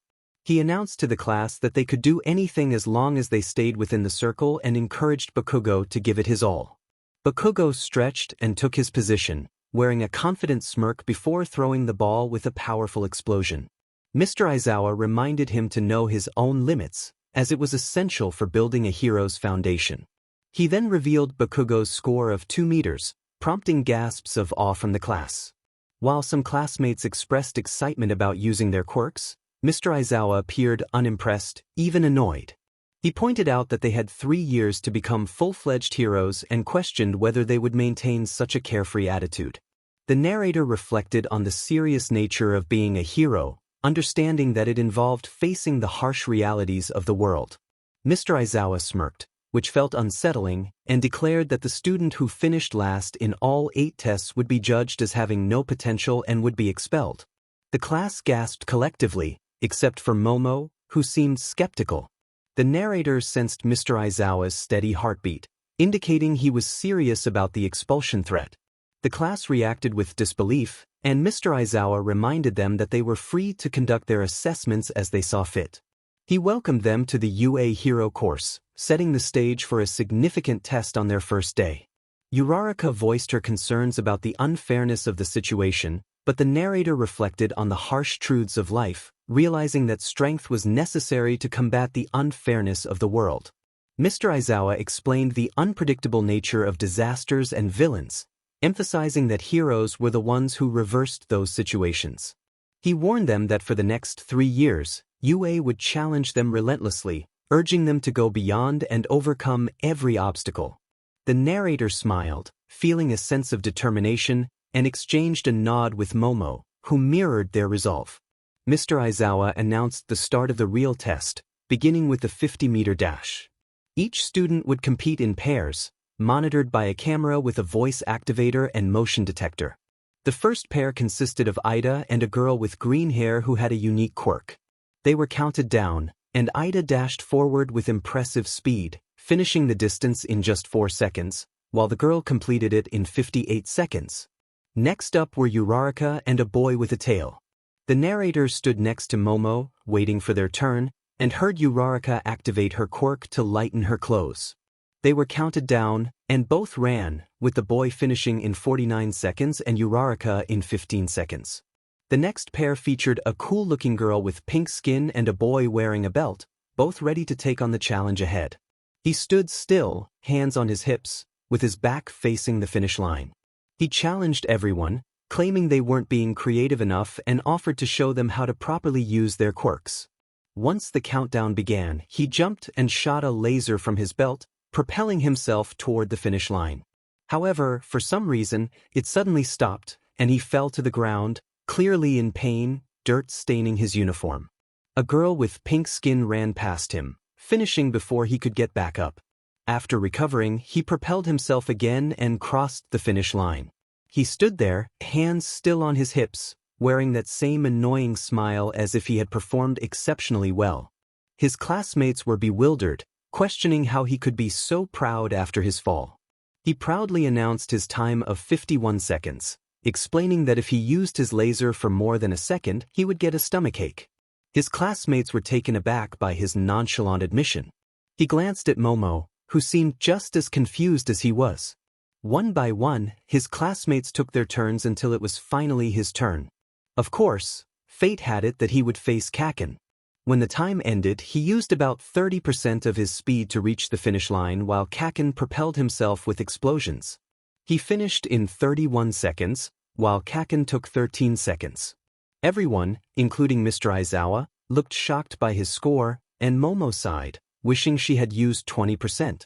Kaken glared at him with intense hatred, clearly frustrated. The second test was grip strength. He watched as a classmate with multiple arms demonstrated impressive strength, achieving 540 kilograms. His astonishment was palpable as he exclaimed in disbelief, questioning if the boy was a gorilla or an octopus. Meanwhile, he noticed Momo looking annoyed at a boy with yellow hair and a black lightning streak. In a moment of frustration, he accidentally broke the grip strength meter, shocking everyone once again. The next test was the long jump, where many managed to clear the distance. Kaken, the annoying blonde with the belt, and the frog girl all succeeded. He simply flew over the jump without any effort. Next was the repeated side steps, where the purple-haired boy bounced on his ball, while he performed the task normally.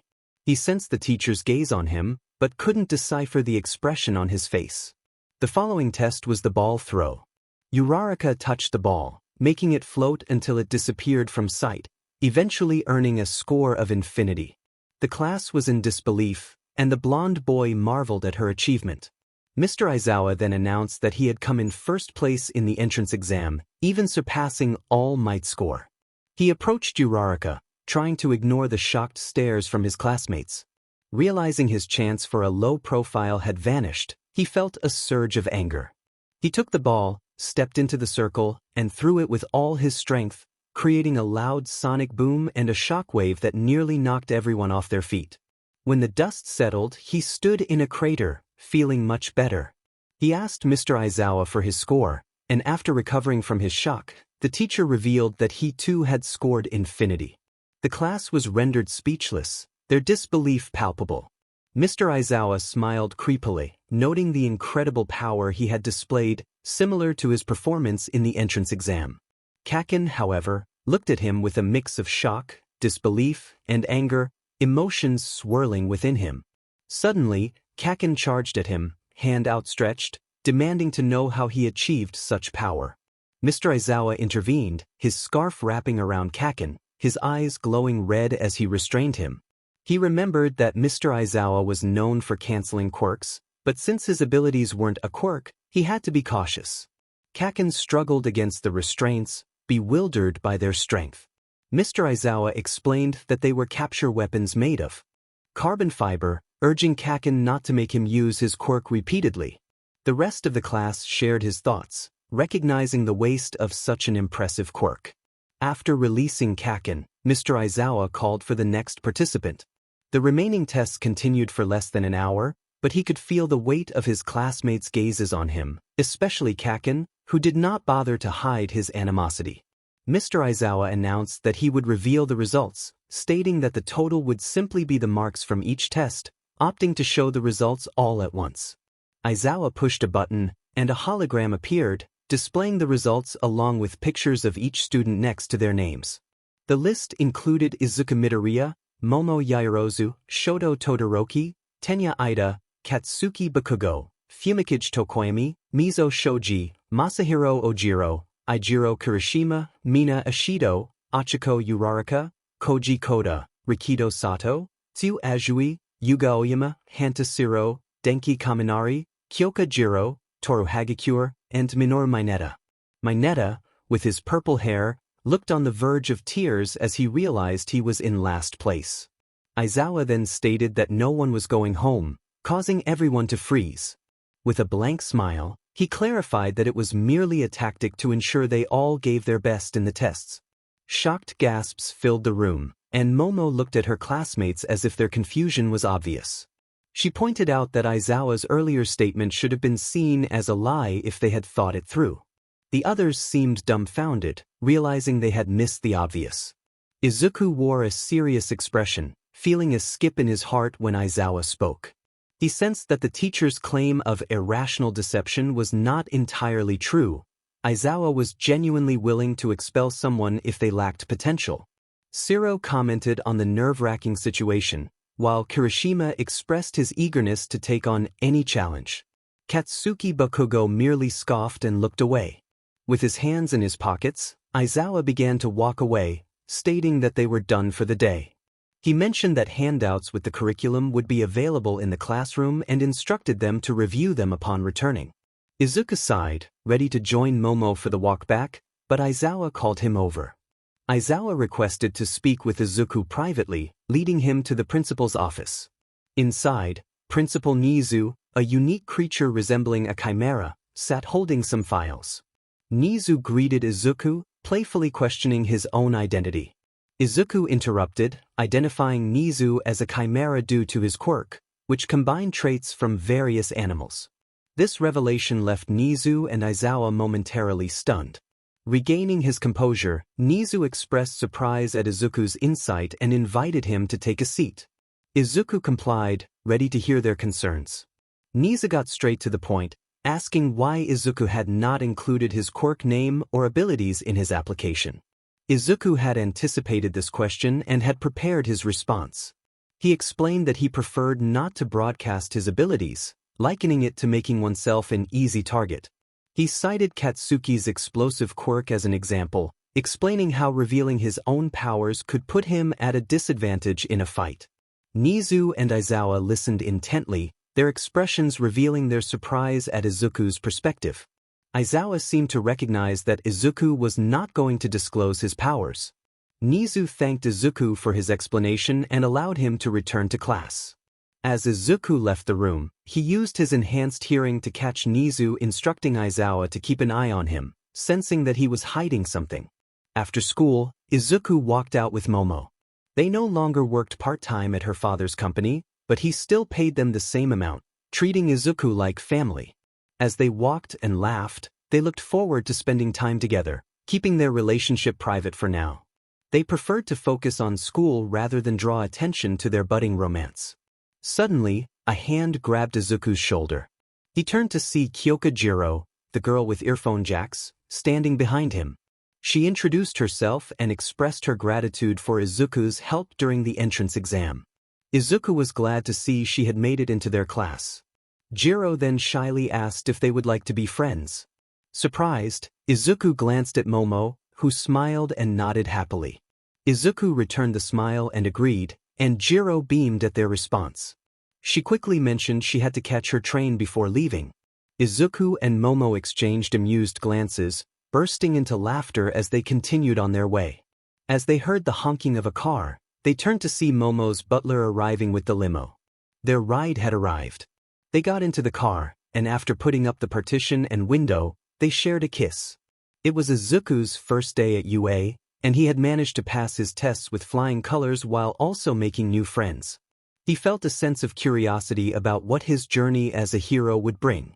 Meanwhile, on the scout ship, 𝗧𝗁 had successfully hacked into UA's files and networks, downloading all available information. 𝗕𝗪𝗪 was scanning through the data to uncover any dark secrets that could pose a danger to his son. So far, everything appeared clean until they stumbled upon a file regarding the Hero Public Safety Commission HPSC. The file contained little useful information, except for one significant detail. It revealed that Nizu and nearly all UA faculty members harbored distrust toward the commission, viewing them as shady and corrupt. 𝗕𝗪𝗪 instructed 𝗧𝗁 to hack into the Hero Public Safety Commission, ensuring they remained undetected and to download every file, no matter how insignificant it seemed. 𝗧𝗁 confirmed that the download would be complete by the same time the following day. 𝗕𝗪𝗪 nodded, feeling uneasy.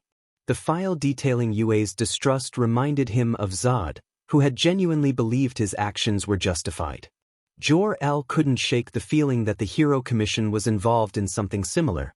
He connected to the watch he and his son had built from the scout ship, watching as his son chatted and laughed with his friends. 𝗕𝗪𝗪 cautioned Kal-El to be careful, as he might face unnecessary challenges sooner than expected. From Izuku's perspective, one might assume that a hero school would focus on battle strategies or the various villains they would encounter, perhaps even the history of heroes. However, a school is still a school, regardless of its name. The curriculum for UA High's hero course included standard required classes, such as English in the morning, taught by Present Mike. His most recent lesson involved identifying incorrect sentences on the board. The atmosphere felt mundane, and Izuku could tell that his classmates shared his boredom. Present Mike attempted to lighten the mood, but his efforts fell flat. Most students remained uninterested, with the exception of Izuku and Momo. Initially, Izuku dismissed the lesson as unnecessary, but two things shifted his perspective. First was his AI, which reminded him that being multilingual would be beneficial in helping people worldwide. Not everyone spoke Japanese. Some might be Russian or American, and understanding their languages would enable him to comfort them when needed. The AI's logic struck Izuku as both obvious and profound. The second thing that changed his mind was Momo. He still shuddered at the memory of her scolding him. In a flashback, he recalled being on his knees, trembling as he watched her burn his favorite hoodie while reprimanding him. She emphasized the importance of school and questioned his commitment to becoming a hero. Despite his abilities, he felt a deep-seated fear of upsetting her, a fear that seemed more daunting than any physical challenge. Fortunately, Momo had let him off with a warning that day. Her tone was deceptively sweet, and for a moment he imagined a fierce presence behind her, glaring at him. She warned him that if he didn't take school seriously, she would withdraw affection.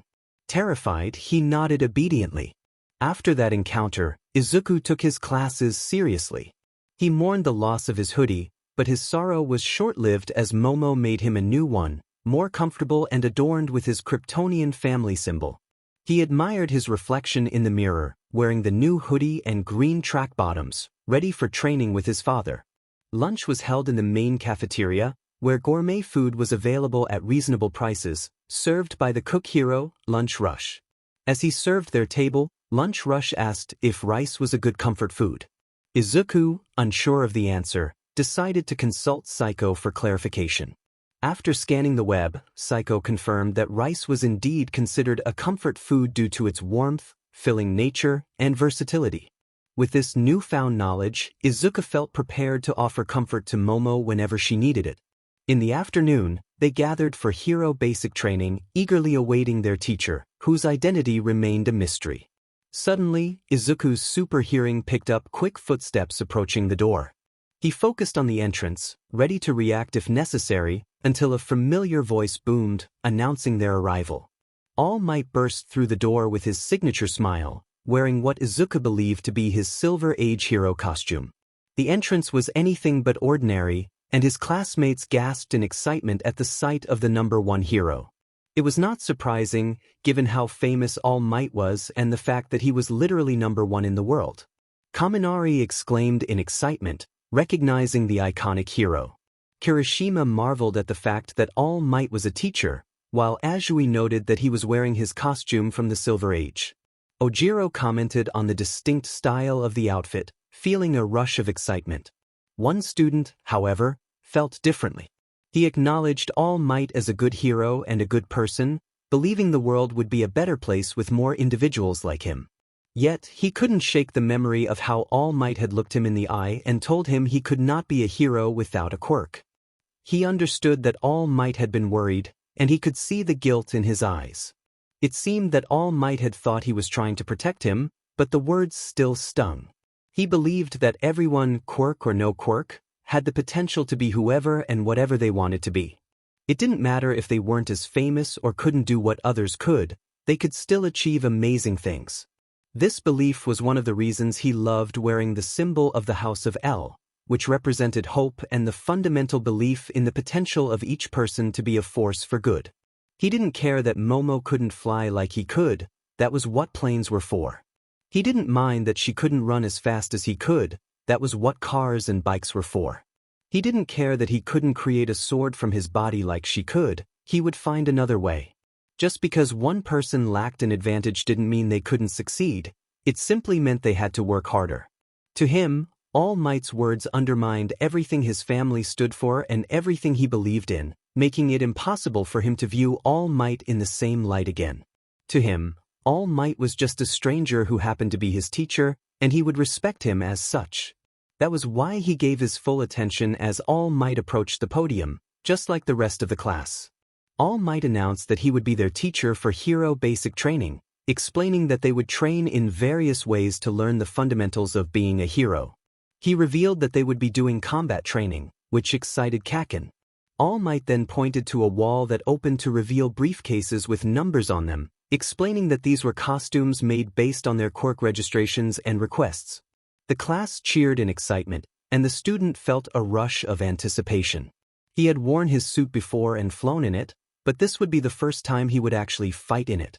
All Might called out to him, noting that he hadn't submitted any quirk information or designs for his hero costume.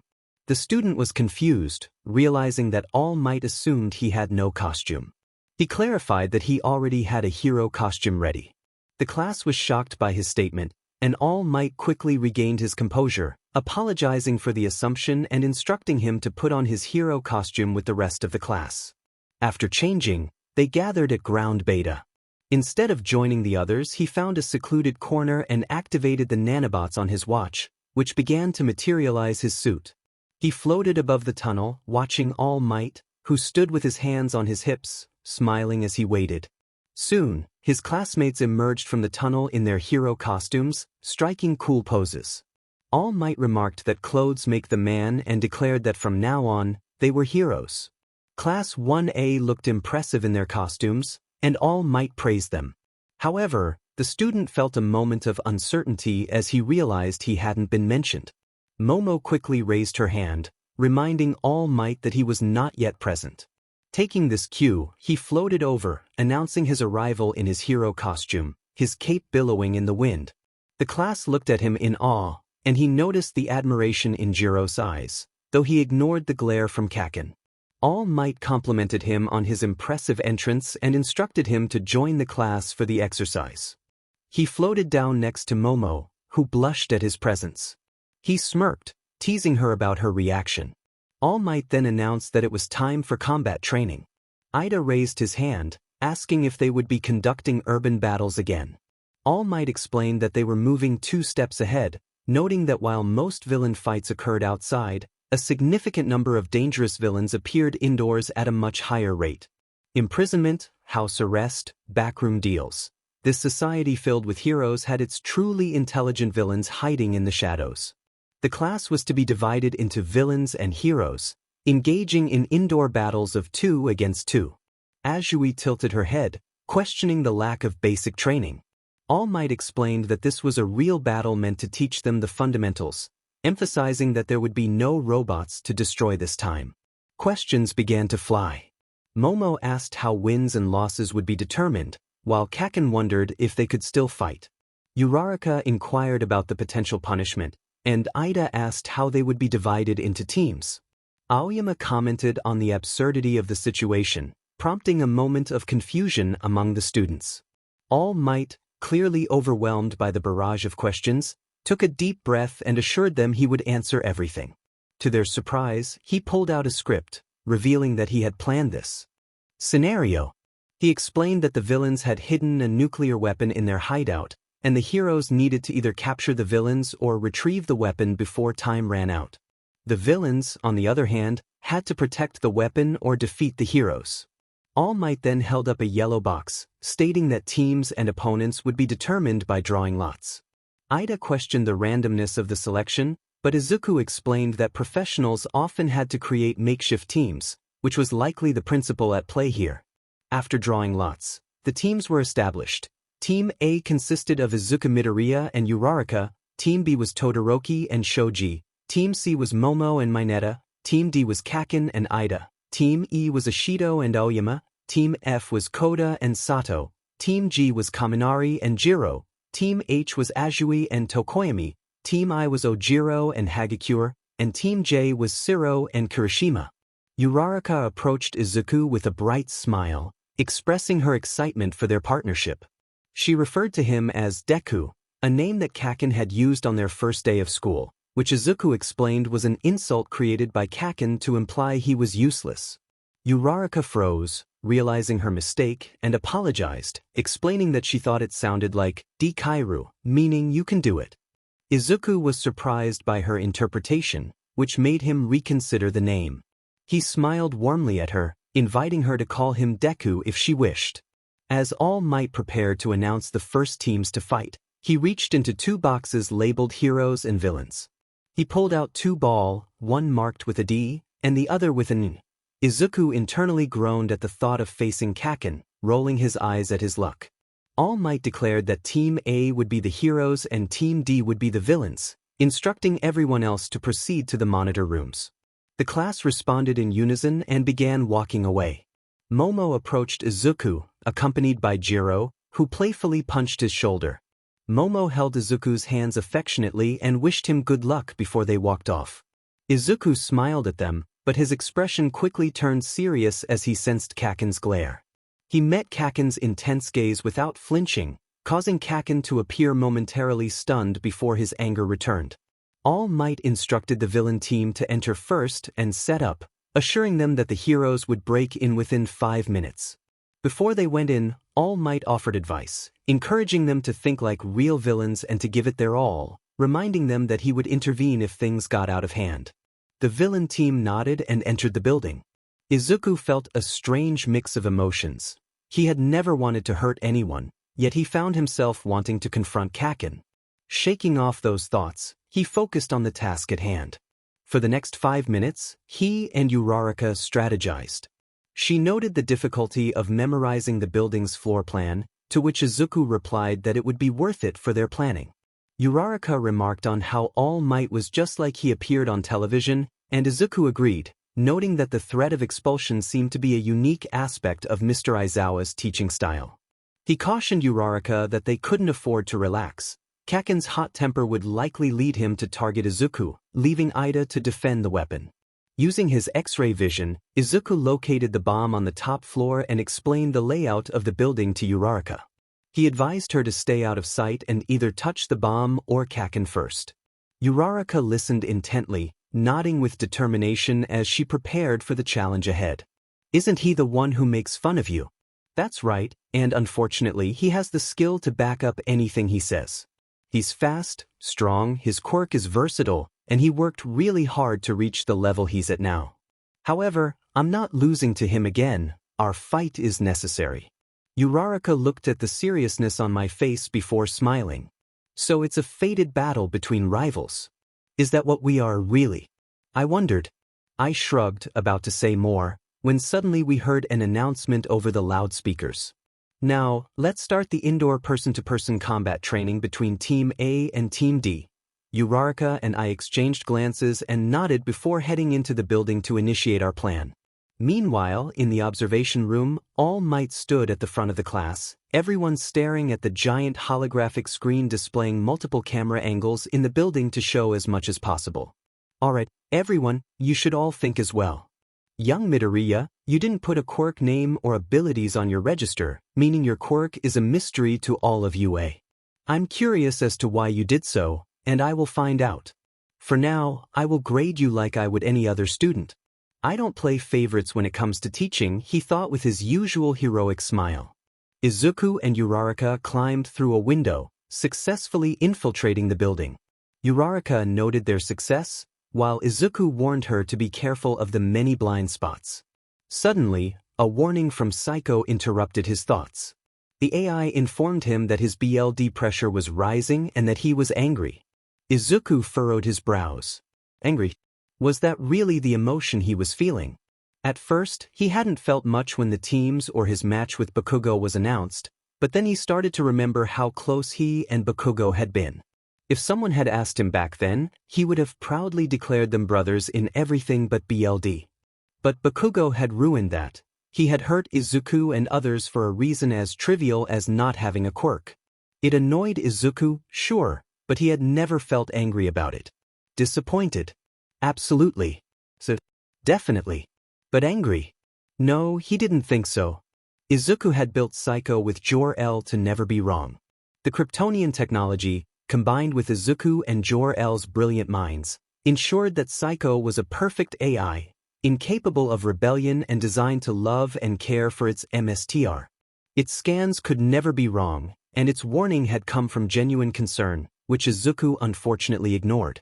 As Izuku walked through the building corridors with 𝗬𝗏𝗏 following closely behind, he carefully checked around to avoid being caught off guard. Using his X-ray vision, he could see where Bakugo was coming from. What he didn't notice was how much darker his expression became the closer Bakugo got, the coldness in his demeanor growing. 𝗬𝗏𝗏 noticed this change and was about to voice her concern when Izuku suddenly stated that Bakugo was there. Bakugo appeared, launching an explosion aimed directly at the two. However, Izuku did not flinch. He simply lifted part of his cape in front of 𝗬𝗏𝗏, protecting her and taking the full force of the explosion, which covered him and the area in smoke. 𝗬𝗏𝗏 became alarmed.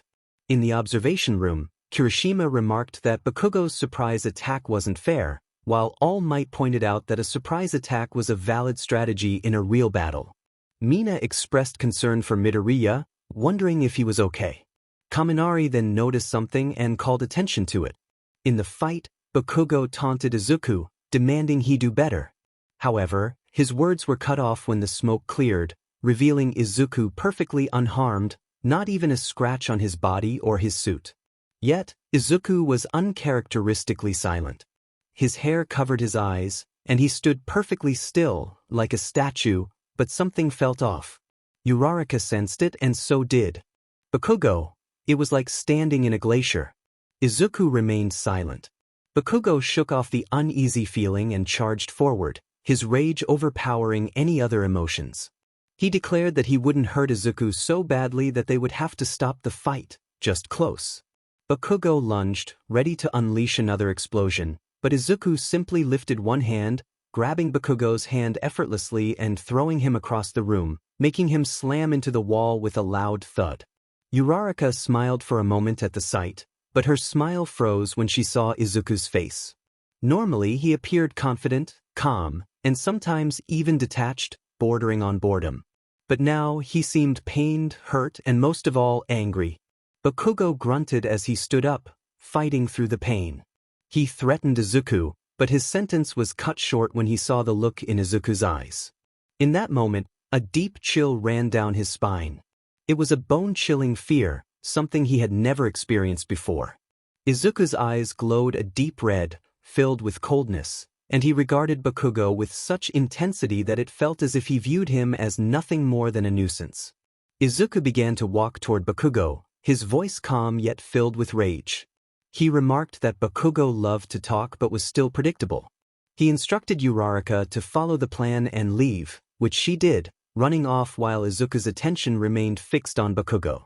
Izuku continued, revealing that he had once looked up to Bakugo, analyzing many heroes in the past, with Bakugo being one of them, the one he respected more than All Might.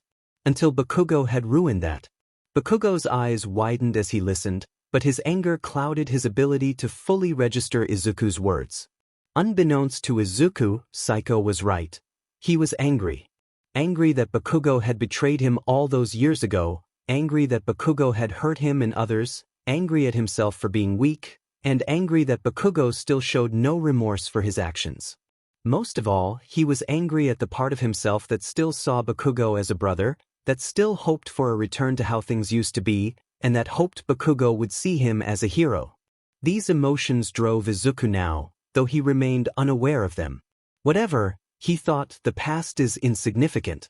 Izuku wanted to fight Bakugo, and as he slowly began to levitate off the ground, he looked down at Bakugo from above. With determination, he signaled that it was time to get started. Bakugo stood up, but before he could respond, Ida's voice crackled through his earpiece, asking for a status update. Annoyed, Bakugo tapped his earpiece and snapped that Ida should just focus on defending, expressing his frustration.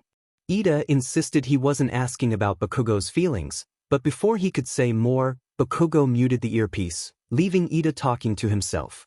In the observation room, Kirishima wondered what Bakugo was saying, as the cameras provided no sound. All Might explained that Bakugo was communicating with his partner through a wireless radio and held up a roll of white tape, showing the class how it could be used to signify capturing an opponent. Mina pointed out that the heroes had a significant disadvantage, given the time limit and their lack of knowledge about the bomb's location. All Might affirmed this but reminded them that it was a hero's duty to adapt to any situation, encouraging them to embrace the challenge. Aoyama noticed something and pointed out that Midoriya was making a move. All Might and the class turned their attention to the screen, where Izuku, moving at incredible speeds, suddenly appeared in front of Bakugo. With a casual gesture, he pushed Bakugo, sending him crashing through multiple walls before hitting the ground. Izuku floated down to him, urging Bakugo to get up, insisting he wasn't weak enough to be defeated by such an attack. Despite the pain, Bakugo rose, his rage intensifying. He unleashed a barrage of explosions aimed directly at Izuku, but to his disbelief, Izuku remained unfazed, calmly floating toward him as if the explosions were nothing. In the observation room, Sato marveled at Izuku's strength, while Shiro noted how ineffective Bakugo's attacks were. Jiro, however, felt a pang of concern for Midoriya, having never seen him so angry before. Momo worried for her boyfriend, understanding that he often bottled up his emotions. She hoped he would recognize the danger of his current state before it escalated too far. As the fight continued, Bakugo, drenched in sweat and trembling from exhaustion, struggled to accept that none of his attacks had even grazed Izuku. Panic set in as he realized the truth. Izuku was stronger than him.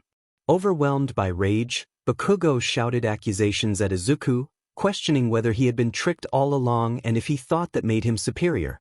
Izuku, taken aback, was left speechless, realizing that Bakugo truly believed he had been deceived. Meanwhile, Uraraka had located the room where the bomb was hidden, just as Izuku had predicted. Ida stood guard, and Uraraka planned to inform Deku of her discovery. However, she overheard Ida's musings about embracing villainy, which struck her as overly serious and amusing. Unable to contain her laughter, she inadvertently revealed her presence to Ida, who confronted her about her arrival. He confidently declared that he had prepared for her and that she had made a mistake. Back in the fight, Bakugo smirked as he recognized a clicking sound. He declared that his gauntlets were loaded and explained how his quirk allowed him to produce explosive sweat. With a grin, he prepared to unleash a massive explosion aimed directly at Izuku, who remained focused and ready for whatever would come next. The entire building shook from the force of the explosion. When the smoke cleared, Izuku stood tall, unfazed. He acknowledged the attack, noting that it would have been effective against a different opponent. Bakugo, however, was frozen in disbelief. In the observation room, Mina exclaimed in shock, while Kirishima questioned if what they had just witnessed was real. 𝗧𝗵𝗲 pointed out that the explosion had seemingly done nothing to Izuku.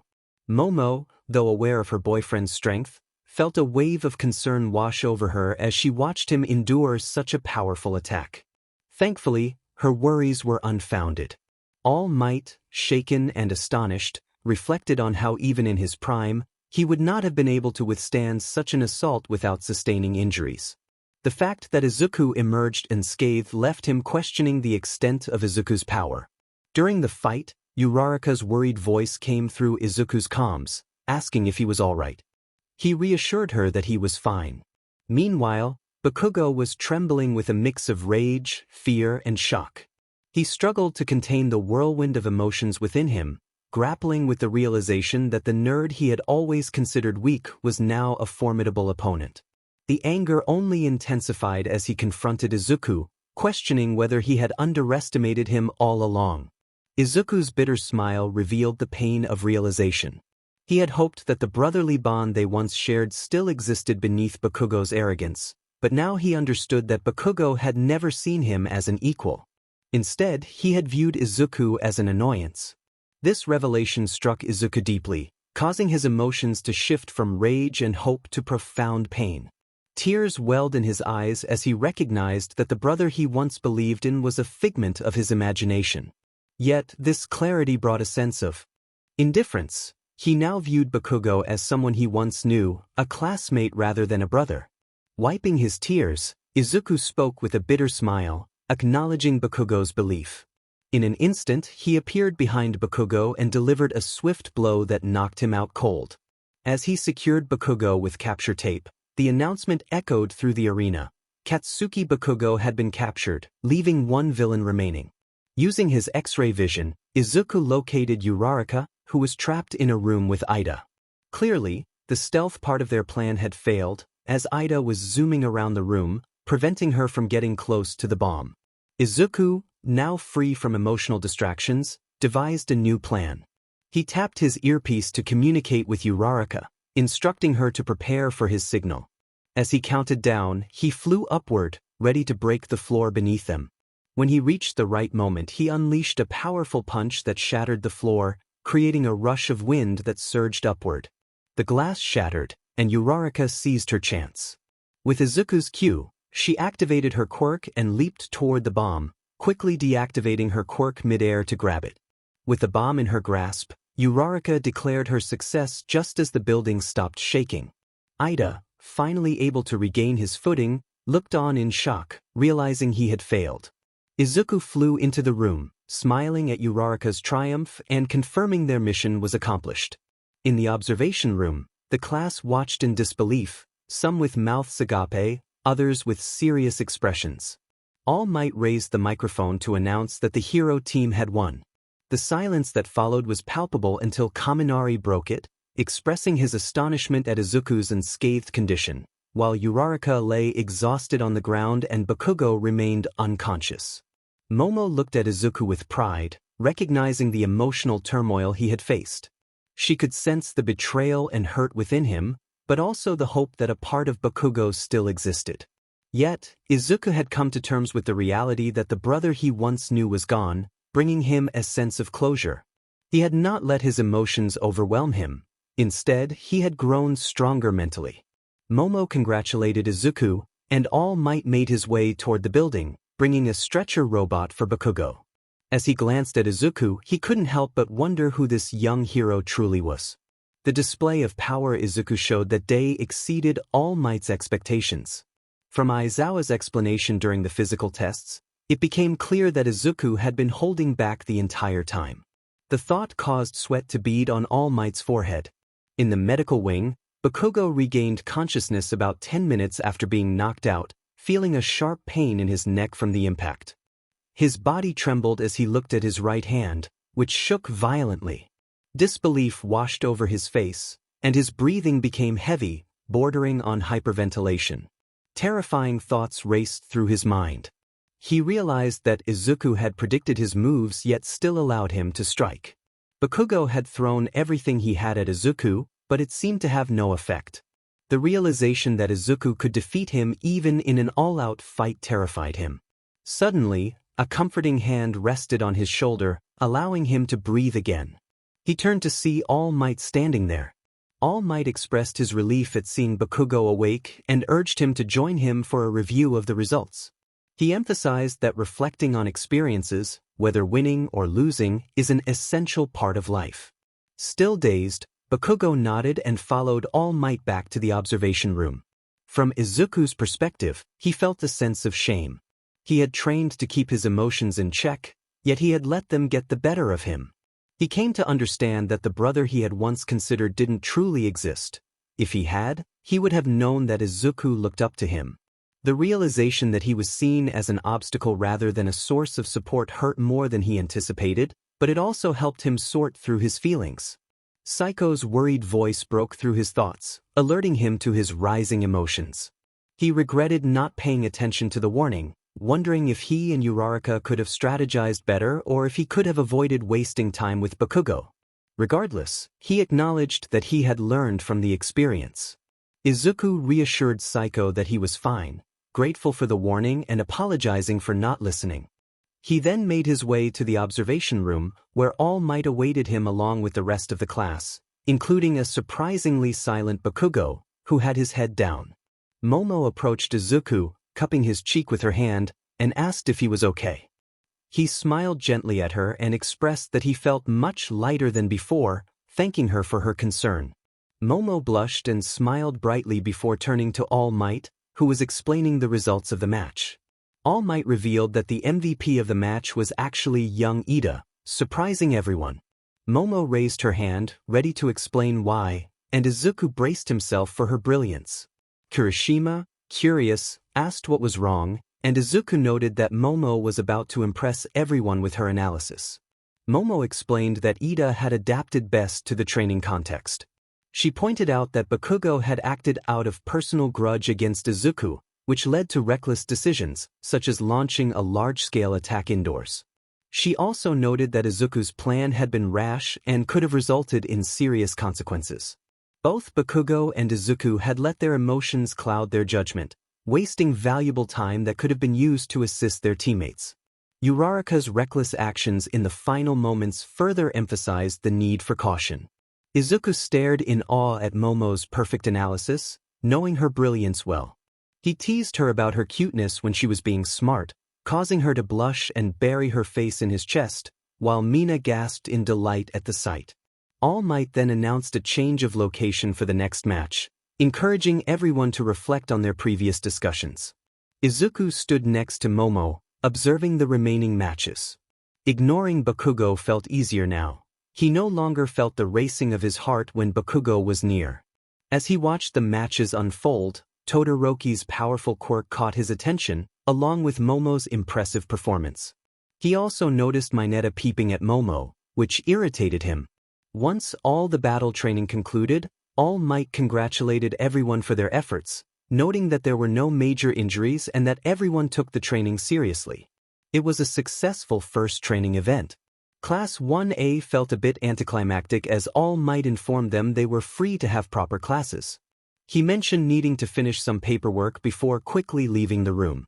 Izuku narrowed his eyes, sensing a hint of panic in All Might's demeanor, and wondered if he was all right. Kaminari expressed his admiration for All Might, while Ojiro questioned the urgency of his departure. Mineta chimed in, excited about All Might's coolness, but Izuku felt a surge of protectiveness over his friends. After changing back into their uniforms, the class mingled despite Mr. Aizawa's suggestion that they could leave whenever they wanted. Kaken left before everyone else, and Izuku felt a strong urge to follow him, wanting to share everything about himself. However, Momo held him back, shaking her head in disapproval. With a sigh, Izuku activated a portal on his watch, and he and Momo returned home, where they cuddled and fell asleep. The day had been interesting for Izuku. He had managed to overcome some of his negative feelings toward Kaken and had used his super suit in a fight for the first time. He was excited about what else UA had in store for him. Izuku was currently training, running a simulation on his ship in a desert environment. Blindfolded and relying solely on his super hearing, he faced what his father called Kryptonian demons. They were not particularly strong, but their numbers were overwhelming. As he fought, he defeated several demons, only for more to appear. He sensed an attack coming from his left and dodged, grabbing the claw of the demon and spinning before throwing it away. Izuku questioned the purpose of the training, and 𝗎𝗪 explained that mastering his senses was crucial, especially since enemies could be unpredictable. He slammed two demons' heads together, acknowledging that wearing a 𝗵𝗃𝗍𝗄𝗏 was part of the challenge. Despite his efforts, he felt disappointment when he realized he had failed the exercise. After ending the simulation, he removed the 𝗵𝗃𝗍𝗄𝗏 and sat down, running his hands through his hair in frustration. This was only level 20 out of 100 exercises, and he worried about his ability to become a hero. 𝗎𝗪 reassured him that mastery took time, even for Kryptonian warriors. Izuku expressed his struggle to focus on one task amidst the chaos of his life, feeling the weight of expectations from his family and friends. 𝗎𝗪 encouraged him to relax and find his center, emphasizing that life was about managing obstacles rather than avoiding them. Izuku nodded, trusting his father's wisdom. He initiated the simulation again, placing the 𝗵𝗃𝗍𝗄𝗏 over his eyes as he prepared for the demons to emerge. As he focused on the exercise, he began to hear the demons more clearly, sensing their movements without relying on sight. With newfound confidence, he charged at them, executing a series of precise attacks. He moved gracefully, defeating the demons surrounding him without taking a hit. When only one demon remained, he instinctively struck behind him, sending it crashing to the ground. Removing the 𝗵𝗃𝗍𝗄𝗏, Izuku looked at his father with a bright smile, and 𝗎𝗪 returned the gesture, congratulating him on completing that level of training.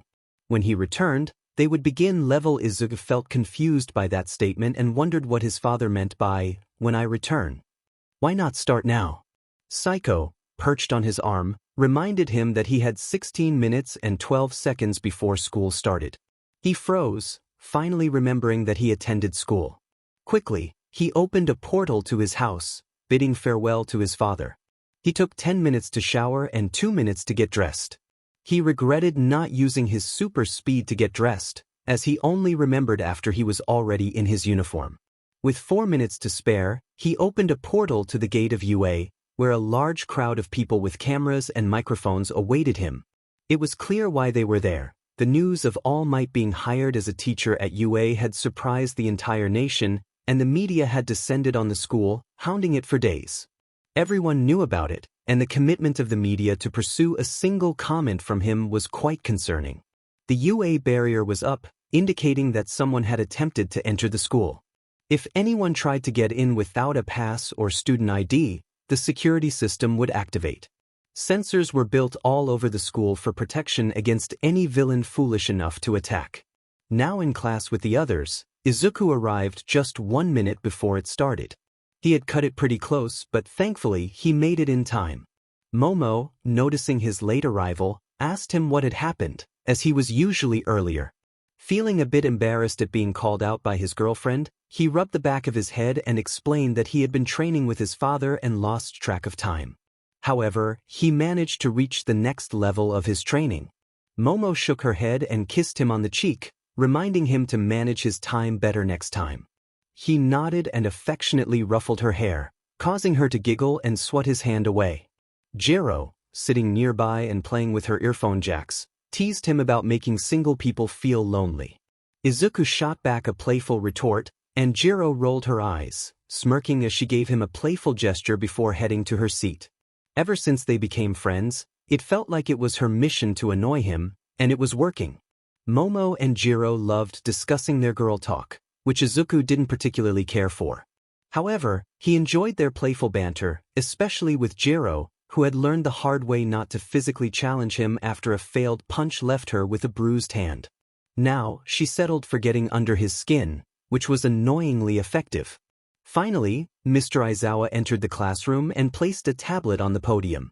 He commended the class on their combat training from the previous day, noting that he had seen the video and results.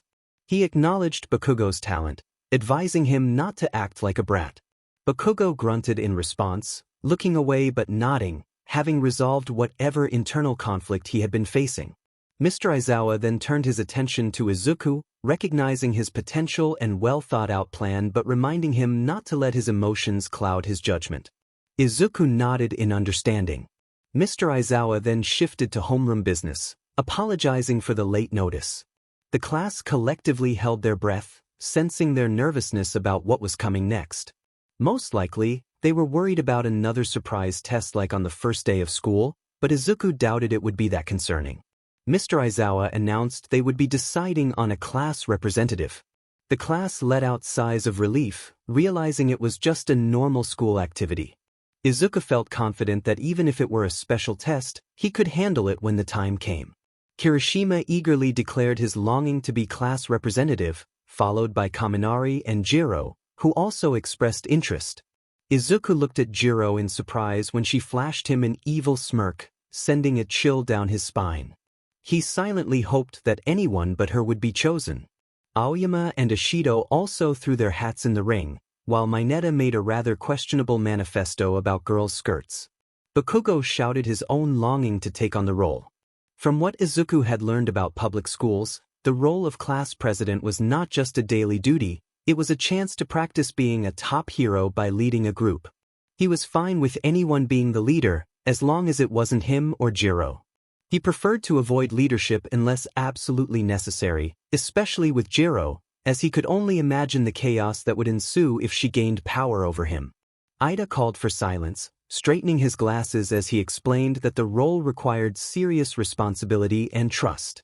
He suggested holding an election to decide on a true leader. His words were logical, and his expression serious and determined. However, his raised hand shook desperately, undermining his conviction. The class noticed this, and Kaminari questioned his suggestion, while Azui pointed out that they didn't know each other well enough to decide who to trust. Kirishima added that if everyone voted for themselves, it would be chaotic. Ida insisted that whoever received multiple votes would be the most suitable candidate. He turned to Mr. Izawa for his opinion, but the teacher was clearly ignoring them, retreating into his sleeping bag and zipping it up. Mr. Izawa stated that he didn't care as long as they decided before homeroom ended.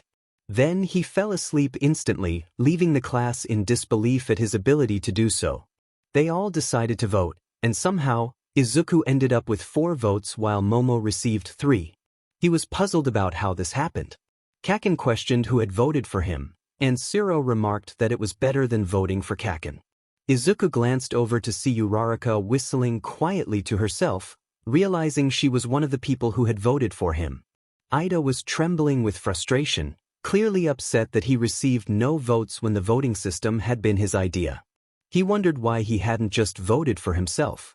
0 votes. He had expected this outcome, which was typical for someone like him. Momo teased him about voting for someone else, and Izuku noted that it was surprising he hadn't scared anyone away with his expression.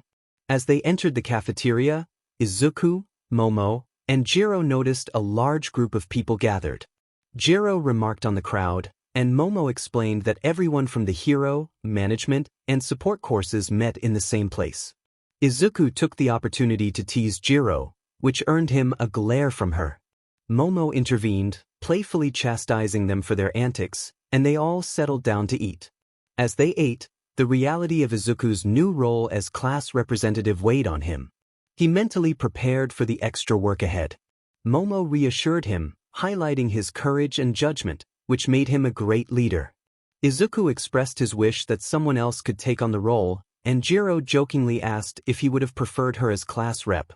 The thought sent a shiver down his spine, and he quickly dismissed it, saying he would rather it be anyone else, even Kaken. Jiro revealed that one of his votes had actually come from her, surprising Izuku. She explained that during battle training he had devised an excellent plan, even if it hadn't gone perfectly due to his anger.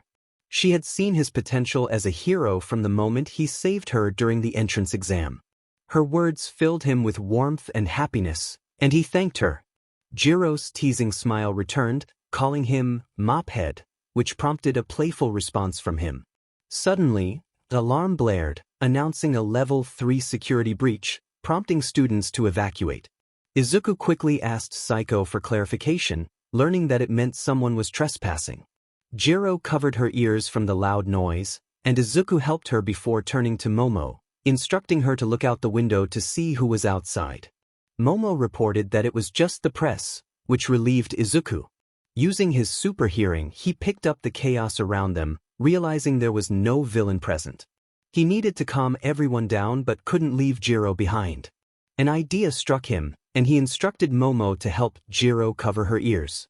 He then floated into the hallway, calling for everyone's attention. He assured the students that it was just the media and there was no need to panic. They needed to act like future heroes, not frightened children. When he pointed out the police arriving, the students began to calm down and return to their classes. Izuku sighed in relief and flew back to Momo and Jiro, who had a slight headache from the alarm. Once on the ground, he checked on Jiro, who was grateful for their help. The rest of the day passed normally, but Izuku felt a lingering unease that he couldn't shake off. He had been taught to trust his instincts, and perhaps if he had, he could have prevented what happened next. Izuku hated certain early mornings, especially those before dawn. Thanks to his Kryptonian biology, he didn't need much sleep, but he still required rest. At 4 a.m., he found himself unable to fall back asleep, feeling restless and uneasy about the day ahead. With at least 2 hours before training with Jor-El and no homework to occupy his time, he decided not to wake Momo. He sighed, running a hand through his hair before changing into some regular clothes and stepping outside. Gazing up at the sky, he admired the stars, just as appealing as the first time he had seen them. He recalled a memory from when he was 5 years old. After a nightmare where something banged on his door, claiming to come from the stars to take him away, he had been terrified. Crying, he ran to his parents' room, navigating through the darkness, knowing the way by heart. Fortunately, they never locked the door, so he climbed onto their bed, startling them awake with his cries. His mother, instantly alert, hugged him and asked what was wrong. He shared his dream and looked up at her with teary eyes, pleading for her to make the fear go away. She exchanged a glance with his father, then took him outside into a world that seemed dipped in ink, sprinkled with countless silver specks. In a gentle voice, she reassured him that whatever had scared him was gone and explained that the stars were the night's secret keepers, much like heroes of the sky. He gazed in awe as one star blinked at him, and he excitedly pointed it out. His mother told him that it was telling a story about a great bear chased by a brave hunter around the North Star. His imagination sparked. He traced an invisible bear in the constellations with his little hand. She continued, explaining that the twinkling stars were the smallest ones, giggling at a joke told by the moon, trying not to wake the sun. Curious, he asked about the big, quiet stars, and she described them as wise guardians watching over the world while they slept. She shared that when a star shot across the sky, it was a tiny spark coming down to help a wish come true. Feeling sleepy, he snuggled deeper into her arms, the vast universe outside transforming into a land of sleeping bears, giggling lights, and watchful guardians. He murmured that he thought his wish was already there before everything faded to darkness. Returning to the present, he wore a bittersweet smile, reminiscing about a happy time that felt distant, almost like a dream. With a determined leap, he launched himself into the sky, soaring above the Earth's atmosphere. From this height, the world appeared so blue and round, an appealing sight despite the problems its inhabitants faced. He believed heroes were born to help people, to inspire hope for a better tomorrow. He understood that nothing was perfect, and humanity, including himself, could do better. Yet, he felt a strange comfort in imperfection. It sparked a thought about equality and whether all human beings were truly equal. He remembered a quote from Yukichi Fukuzawa, who noted that while all are equal at birth, circumstances soon change. This idea of change resonated with him, leading him to realize that perfection would mean a lack of uniqueness, rendering life dull and unfulfilling. As he looked around, the sun began to rise, casting its warm light over the earth. The stars still twinkled around him, confirming his mother's words about their beauty. He closed his eyes, basking in the sun's radiance, feeling invigorated and powerful. Time slipped away, and when he finally felt energized, he flew down to Earth, heading toward the Arctic to meet his father for training. Afterward, as he prepared for school, an uneasy feeling settled in his Unsure of its source, he decided to scan his body for any abnormalities. The results showed he was in perfect health, leaving him to wonder if it was just his imagination. He resolved to worry about it later, and most of the day at UA unfolded relatively normally. The day began like any other, with regular classes. Momo, Jiro, and Izuku enjoyed lunch in the cafeteria, where Jiro and Izuku playfully annoyed each other. Everything felt perfectly normal until hero training class, which was supposed to be taught by All Might, but he was absent. Instead, Mr. Aizawa stood before them, perhaps indicating something unusual had occurred. Mr. Aizawa explained that hero basic training had transformed into a class with 3 instructors, himself, All Might, and another person. This change piqued the students' curiosity. Siro raised a question about what they would be doing, and Mr. Aizawa pulled out a white card with the word rescue printed in blue letters. He informed them that they would be training for various disasters, including shipwrecks and other emergencies. The class gasped in surprise at the announcement. Kaminari remarked that rescue training would require a lot of effort, while Mina agreed. Kirishima, full of enthusiasm, declared that this was the duty of a hero ready to take on the challenge. Azui confidently stated that no one could beat her in water, which made Izuku hope her confidence wouldn't lead to arrogance. Mr. Aizawa, clearly unimpressed, continued by saying they could choose whether to wear their hero costumes, as some might limit their abilities. He then revealed their costumes stored behind a wall, except for Izuku's, as he was already wearing his. Mr. Aizawa informed them that the training would take place off-campus, and they would be taking a bus. After getting into their hero suits, they gathered outside, chatting while waiting for Mr. Aizawa and the bus. Jiro decided to engage Izuku, questioning the gold accents on his hero suit. Izuku accepted the jab with a nod and suggested they keep their conversations brief. Jiro smirked, clearly enjoying the banter, and even teased him further, which irritated Izuku. Momo intervened, telling Jiro to stop teasing Izuku and complimenting him instead, which made Izuku feel proud. When the bus arrived, Izuku attempted to get everyone's attention but was initially ignored. To make his point, he snapped his fingers, creating a sound that echoed through the school, capturing their attention. He urged the class to board the bus, and they complied, visibly intimidated by his glare. Once on the bus, Izuku sat beside Momo, allowing her to rest her head on his shoulder while he affectionately rubbed her head, tuning out the rest of the class. Azui tapped Izuku's shoulder, expressing her thoughts. She mentioned that his quirk was similar to All Might's, which confused him. Kirishima chimed in, clarifying that All Might couldn't fly or make his eyes glow like Izuku. He noted that having an augmenting quirk was impressive, demonstrating his own hardening ability. Izuku complimented Kirishima, suggesting he could easily pass for a pro hero. Aoyama, with his signature smile, boasted about his flashy quirk, but Ishido pointed out its downsides. The conversation shifted to who among them was the most flashy and strong, with Kirishima mentioning Izuku, Todoroki, and Bakugo. Azui commented on Bakugo's temper, which sparked an immediate reaction from him.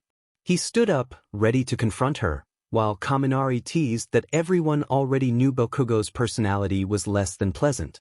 Momo, disturbed by the conversation, buried her face in Izuku's chest, prompting him to comfort her. As they shared a moment, Izuku leaned in to kiss Momo, but Mr. Aizawa interrupted, startling them both. They quickly separated, blushing at the sudden disruption. Once the bus stopped, they disembarked and were greeted by the space hero, 𝗬𝗏, who had been waiting for them. Pro Hero 𝗬𝗏 possessed the quirk, Black Hole, allowing her to create a powerful suction effect from her fingertips, capable of disintegrating anything caught in it at an atomic level. It was incredibly powerful, honestly. She was known as a hero who had saved many lives from various disasters. Uraraka clearly admired 𝗬𝗏 as she rushed up to her with a huge smile, trembling with excitement and practically bouncing in place. Uraraka expressed her admiration, asking for an autograph. 𝗬𝗏 laughed at her enthusiasm and promised to give her one later, instructing everyone to follow her inside the building. The place resembled the USJ, or Universal Studios Japan, but as they moved through, the differences became apparent. In a pool area, There was a large water slide alongside a shipwreck. In a mountain area, a crumpled building indicated a landslide. Using his X-ray vision, he noticed many other things too, buildings engulfed in flames, a windstorm, and various other scenarios. 𝗬𝗏 explained that this was a training ground she had created, filled with different types of training and disasters, calling it the unforeseen simulation joint. He couldn't help but think that the name was either a sign of her fondness for the USJ or a lack of originality. Either way, it wasn't his concern. Mr. Izuku approached 𝗬𝗏 and began to speak in hushed tones. Curious, he used his super hearing to listen in. Mr. Izuku mentioned All Might, and 𝗬𝗏 held up 3 fingers while continuing to whisper. She explained that All Might had done too much hero work on his way to work and was now resting in the lounge. Mr. Izuku remarked on the irrationality of the situation. Confused, he wondered what that meant. Did All Might's power have a time limit? 3 fingers could signify 3 minutes, hours, or days. Regardless, he decided not to dwell on it. As Mr. Izuku turned to address the class, he stated that they should begin. 𝗬𝗏 interjected, saying she had a few things to share.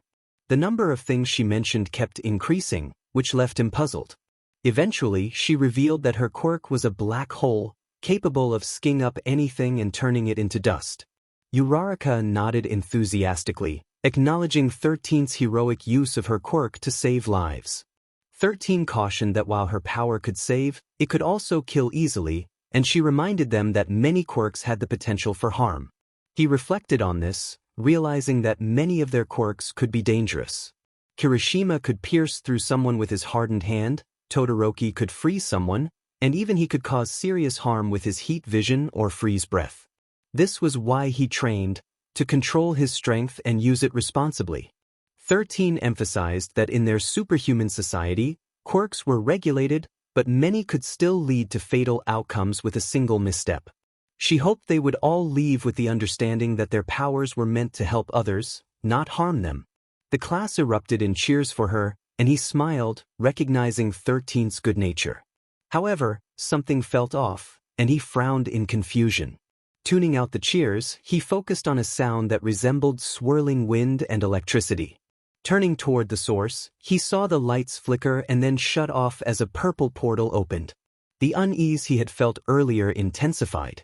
Mr. Izuku turned to stare at the portal, clearly alarmed, and he stopped using his super hearing to watch as the portal formed.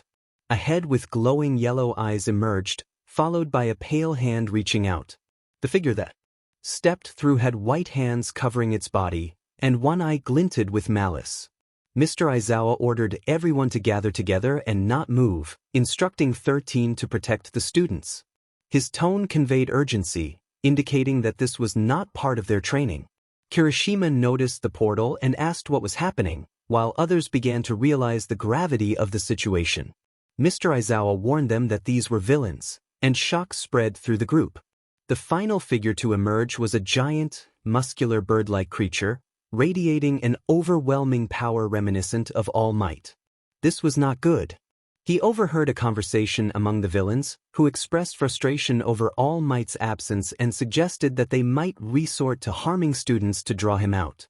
Kirishima panicked, insisting that villains couldn't infiltrate a hero school, while Momo questioned what had happened to the trespassing sensors. 𝗬𝗏 explained that they had sensors, but something was clearly amiss. Todoroki analyzed the situation, suggesting that if the sensors were unresponsive, it meant the villains had someone with a quirk capable of bypassing them. An isolated area separated from the main campus was the setting for a class that was supposed to be there. Izuku noted that while the villains were foolish, they were not stupid. This was a carefully planned scheme with a specific goal in mind. He explained that his quirk amplified his hearing, allowing him to hear everything inside and outside the building. He could detect villains in nearly every area of the USJ, indicating they likely planned to teleport the students to different locations to pick them off one by one. From the conversation he overheard earlier, he deduced that All Might was their target. However, since All Might was present, the villains aimed to draw him out by targeting the students. Mr. Izuku, listening intently, asked what Izuku meant. Izuku continued his analysis, recalling that the incident with the reporters was likely orchestrated by the villains. He remembered hearing someone in the file room during that time and had initially thought it was a teacher. If it was indeed the villains, it would explain how they knew the class would be there. He expressed skepticism about the villains' confidence in defeating All Might, as everyone had witnessed his power firsthand. Most of the villains were advancing slowly, but one with hands all over him was staying back, likely the leader. The purple mist villain could teleport, which was how they infiltrated, and he was probably how they would escape as well. However, the giant muscular bird was a concern, as it remained still yet exuded a powerful presence that reminded Izuku of All Might. Everyone was taken aback by Izuku's comparison. He insisted that they couldn't stay there and checked on Psycho, who reported that the portal and outside communication systems were down. Izuku felt frustrated, realizing that whatever had disrupted the lights and communication had also disabled his portal functions, preventing him from teleporting everyone to safety. He informed Mr. Aizawa that the communication systems were likely down due to someone with a radio wave quirk interfering. Mr. Aizawa nodded, having reached the same conclusion, and instructed 13 to handle the evacuations. Suddenly, a villain appeared in front of Aizawa, throwing a punch. Izuku reacted quickly, using his super speed to intercept the attack. He grabbed the villain's hand, stopping the punch, and then unleashed a powerful counterattack that sent the villain flying through the mountain. Although he worried he might have seriously injured the villain, his super hearing confirmed that the villain was still alive. His classmates were shocked by his display of strength, and Mr. Aizawa looked both stern and grateful. However, Izuku's attention was drawn back to the villains, only to see the giant blue bird vanish before his eyes. His eyes widened as he noticed the bird's fist closing in on Mr. Aizawa's face. Reacting swiftly, he shoved Mr. Aizawa out of the way, but in doing so, he took a hard punch to the face that sent him crashing into the rubble of the mountain zone. Momo's heart raced as she called out for Izuku, her voice filled with concern. As Izuku emerged from the rubble, he dusted himself off, feeling the impact of the punch. The creature was incredibly strong, and he felt a surge of excitement at the prospect of facing such a formidable opponent. The bird creature leaped toward him, landing a few feet away, and he grinned, ready for the challenge. Meanwhile, Momo watched in horror as Izuku was struck away. She had seen his strength firsthand but had never witnessed him take a hit like that since gaining his powers, filling her with a new kind of fear. Mr. Aizawa clenched his fists, worried for Midoriya, as did the rest of the students. He leaped down, taking down the villains one by one with impressive skill. 13, still with the students, ordered them to head for the entrance quickly. The students obeyed, even though Momo and Jiro hesitated, worried about Izuku. Ultimately, they followed their teacher's orders and began moving toward the exit.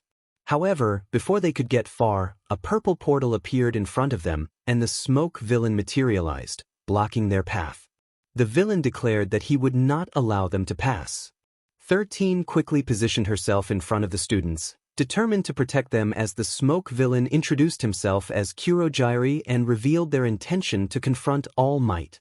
The declaration sent chills down the spines of the students, confirming Izuku's analysis.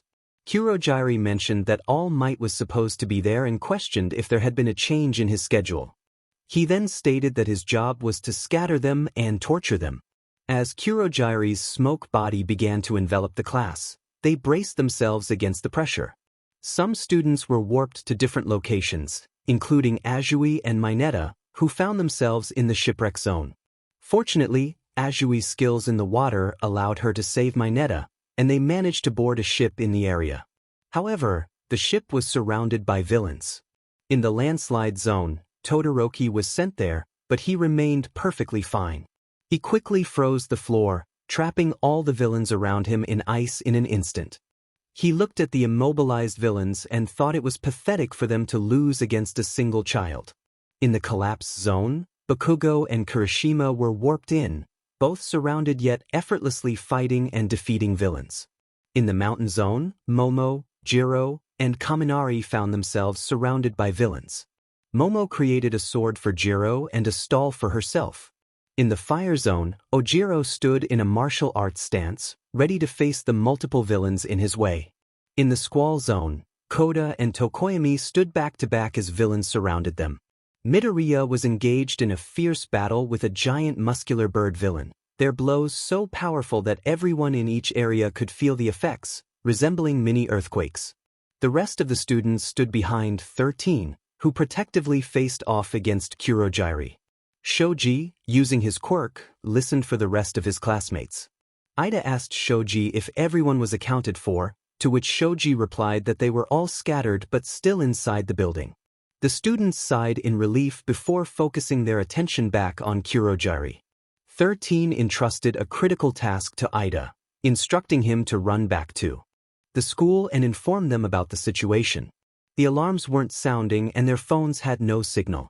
The alarm system relied on infrared rays, and even though Aizawa was erasing quirks left and right, it still wasn't working, indicating that someone with an interference quirk was present. It would be much faster for Ida to run than for them to find that person. Ida hesitated, feeling it was shameful for a classmate to leave the others behind, but Sato urged him to go, explaining that alarms were outside, which was why the villains were only operating inside. Zero added that as long as Ida went outside, the villains wouldn't follow him. 𝗬𝗏 pleaded with him to use his quirk to save others.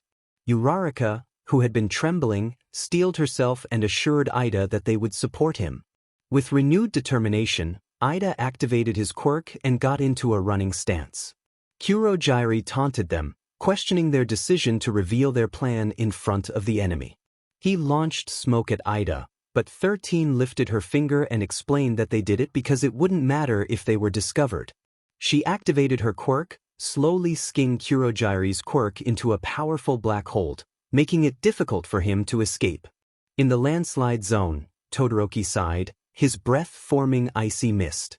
He remained calm while observing the immobilized villains in front of him. It took him just one attack to demonstrate how weak these villains were.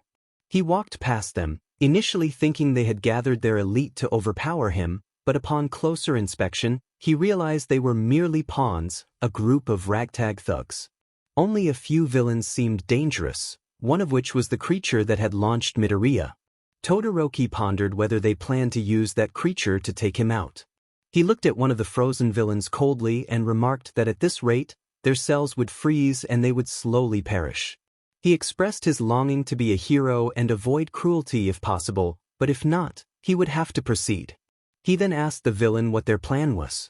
In the mountain zone, Kaminari narrowly avoided a punch from a giant villain and ran away, feeling scared and bewildered by the strength of their opponents.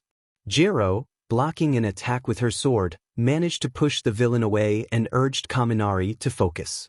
Momo hit a villain away with her staff and joined her friends, stating that they needed to figure out how to escape.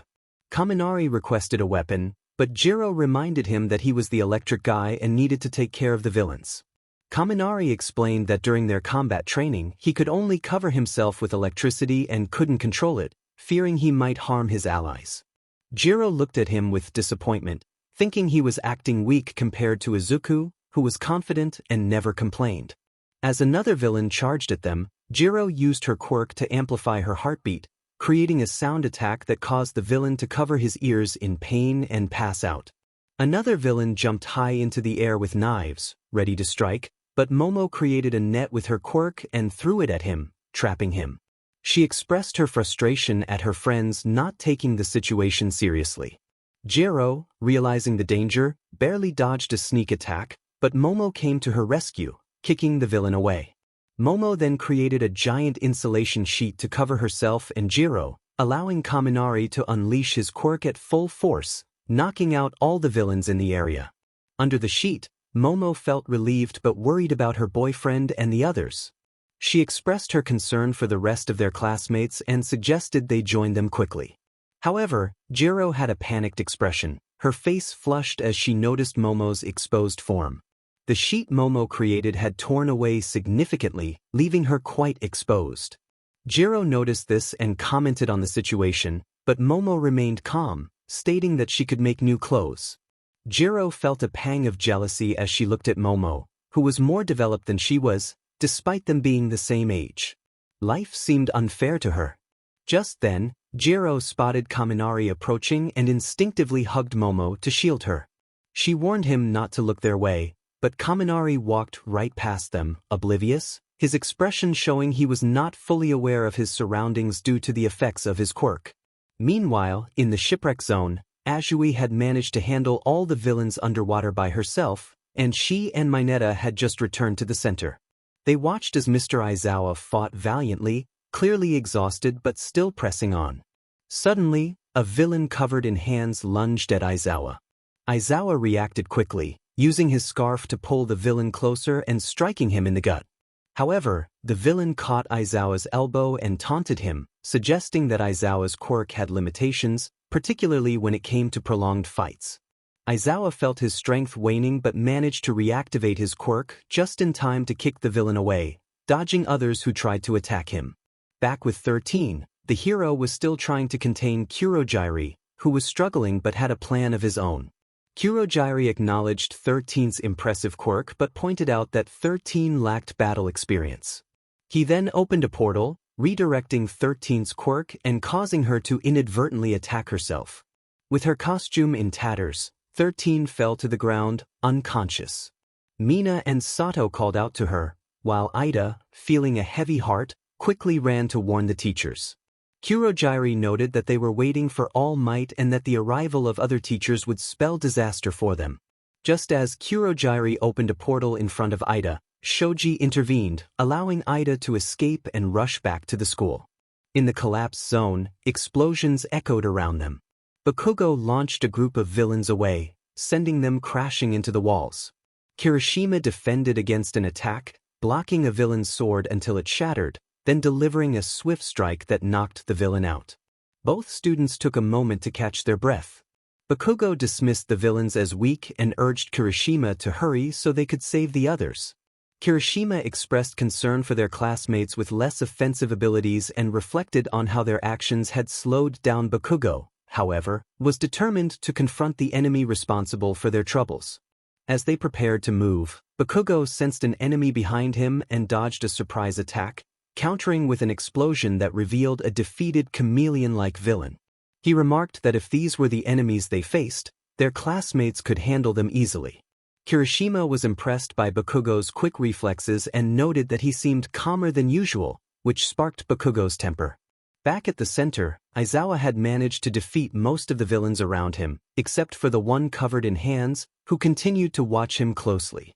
Aizawa, breathing heavily and nursing his injuries, was trying to regain some stamina when the warp villain reappeared beside the hand-covered villain.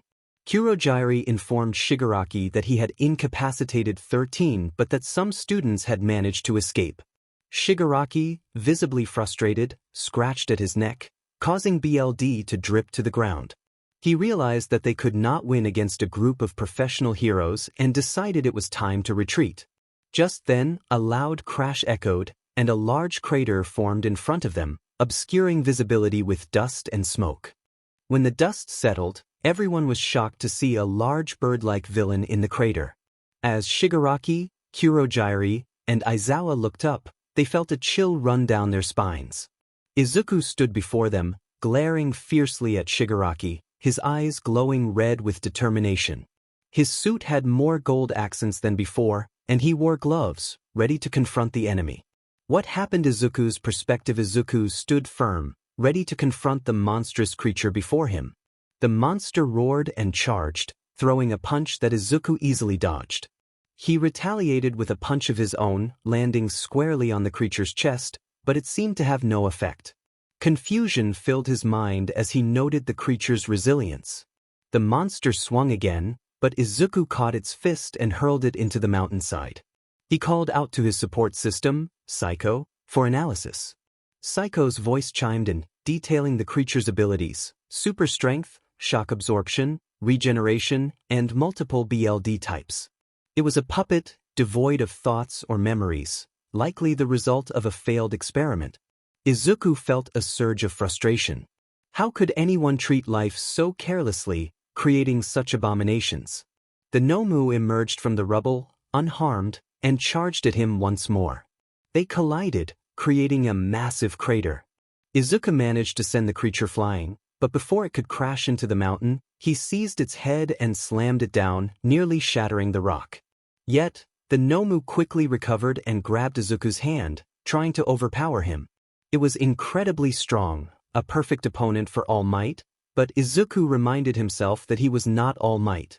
He delivered a headbutt, forcing the creature to release him, and jumped back just in time to evade a flurry of punches, blocking each one with precision. With determination, he grabbed both of the 𝗵𝗍's hands and unleashed his heat vision, sending it staggering backward. He followed up with a series of punches to its face, then flew behind it, lifting the creature into the air before delivering a powerful blow that sent it crashing down. Despite his efforts, the 𝗵𝗍 continued to rise, its regeneration seemingly limitless. As he fought, Izuku noticed a villain lying unconscious nearby. Suddenly, the 𝗵𝗍 erupted from the ground, launching debris everywhere. One large piece was headed straight for the fallen villain. Izuku's heart raced as he flew at full speed to save him, but in his focus, he failed to notice the 𝗵𝗍's punch that sent him flying back. The rubble fell, and he felt a wave of despair wash over him as he realized he couldn't save the man. Frozen in shock, Izuku felt a surge of anger. It didn't matter if the man was a villain. He was still a person in trouble, and Izuku had failed him. Psycho's voice broke through his thoughts, warning him about his rising adrenaline. He was furious, no, infuriated, by the disregard for human life displayed by these villains. Life was sacred, and everyone had the potential for greatness. How could they not see that? Determined to end this, Izuku felt the nanobots in his suit begin to shift, but he pushed the thought aside. The 𝗵𝗍 charged at him again, and this time he caught its punch effortlessly, retaliating with a powerful strike to its gut. A large hole formed, but it quickly healed. Izuku moved at high speed, striking the creature's pressure points before slamming it into the ground, his anger boiling over. He sent the 𝗵𝗍 flying upward before following it, knocking it forward and delivering a decisive kick that created a massive crater upon impact. As he floated down, he noticed Mr. Aizawa nearby, breathing heavily and nursing an injured arm. The sight of his teacher in pain only fueled Izuku's resolve. Mr. Aizawa, despite his condition, managed to call out to him. Izuku took a deep breath to calm himself before rushing to his side, concerned for his well-being. Aizawa nodded weakly, assuring him he was fine. Izuku's enhanced hearing picked up the heavy breathing of Azui and Mineta, who were watching from the water. He quickly sped to them, urging them to help Mr. Aizawa to safety. Azui hesitated, but Izuku's glare made her comply. With Mineta's assistance, they helped Aizawa away. Before leaving, Aizawa warned them not to let Shigaraki touch them. Izuku nodded, focusing his attention on the villain, Shigaraki, who seemed to be reveling in the chaos. Shigaraki questioned how Izuku was still alive, expressing disbelief that his creation was meant to defeat All Might. Izuku felt a mix of irritation and determination. Shigaraki was acting like a spoiled child, and Izuku had no respect for him. He charged forward, intending to land a punch, but the 𝗵𝗍 intervened, taking the blow instead. With no other choice, Izuku flew behind Shigaraki, wrapping his arms around him and slamming him into the ground. However, a portal opened beneath him, and the 𝗵𝗍's upper half emerged, grabbing Izuku's arm and locking him in place. He struggled, but it was futile. Shigaraki taunted him, revealing that they saw this as an opportunity to eliminate a secret threat and crush All Might's pride. Izuku felt trapped, unable to move or access his full strength. Just when despair threatened to take hold, an ice path appeared beneath the 𝗵𝗍's feet, encasing part of its body in ice. Izuku glanced over to see Todoroki, who sighed, his breath forming a mist of ice. Todoroki expressed his concern about Izuku being there to confront All Might while his hands were on a classmate. Izuku noticed that Todoroki controlled the ice to avoid touching him, but it allowed Izuku to break free and fly next to him. He thanked Todoroki, who nodded in response just as Kirishima appeared, launching a powerful punch at Shigaraki, who effortlessly dodged by stepping back. Suddenly, a groan caught Izuku's attention, and he turned to see Kaken holding Kurogiri's metallic neck, pinning him to the ground. Kaken told Kurogiri to stop acting so arrogant. Shigaraki merely observed, analyzing the situation. He noted that their escape route had been compromised, their villain army was defeated, and All Might was absent, putting them in a tight spot. He acknowledged that their opponents were mostly uninjured, remarking on the impressive abilities of the kids. Shigaraki's gaze locked onto Izuku, who glared back defiantly. Shigaraki then called out to the 𝗏𝗵𝗄, which roared as it emerged from the warp gate, half of its body encased in ice. To everyone's shock, it regenerated effortlessly. Izuku warned his classmates to be careful, explaining that the creature seemed to possess multiple quirks. His friends looked stunned by this revelation, and they all took fighting stances. Shigaraki commanded the 𝗏𝗏𝗄 to retrieve their warp gate. Izuku quickly sped to Kaken, grabbing him and pulling him to safety. Kaken blinked in confusion before glaring at Izuku, who was exasperated and questioned if they should be arguing now. Izuku then spotted the 𝗏𝗏𝗄 holding Kurogyri, realizing that their plan to capture him had failed. He felt the weight of his power diminishing, knowing he couldn't wait for Iida, All Might, or anyone else. He was determined to protect his friends, to be a hero, and to save them all. With resolve, Izuku declared that there would be no more games. His classmates turned to him, but he focused solely on Shigaraki, glaring with intensity. He expressed his frustration at Shigaraki's enjoyment of their situation, stating that he no longer cared about the villain's reasons or the powers of the 𝗏𝗏𝗄. What mattered was that Shigaraki had used it against his friends, and now he was determined to stop him with everything he had, as a future hero and a resident of Earth. Izuku launched himself toward Shigaraki and the 𝗏𝗏𝗄, who charged at him with a powerful punch. Their fists collided, creating a shockwave that sent everyone reeling. Shigaraki landed on the ground, confident that the 𝗏𝗏𝗄's shock absorption would protect it. Izuku, however, was undeterred, insisting that he would not back down. He threw another punch, and they continued to exchange blows at an incredible speed, each trying to overpower the other. Kaken and Kirishima watched in awe, noting the intensity of the fight. Izuku began to gain the upper hand, moving faster and stronger than the 𝗏𝗏𝗄. He reminded himself that the 𝗏𝗏𝗄's quirk was shock absorption, not nullification, meaning there had to be a limit to its power. After taking a hard hit from the 𝗏𝗏𝗄, Izuku felt a surge of determination, vowing to surpass its strength. He pushed himself to increase his speed and strength, launching a powerful punch that sent the 𝗏𝗏𝗄 flying. Izuku followed, slamming it hard into the ground, creating a crater. He landed in front of the 𝗏𝗏𝗄, gathering the last of his strength for one final punch.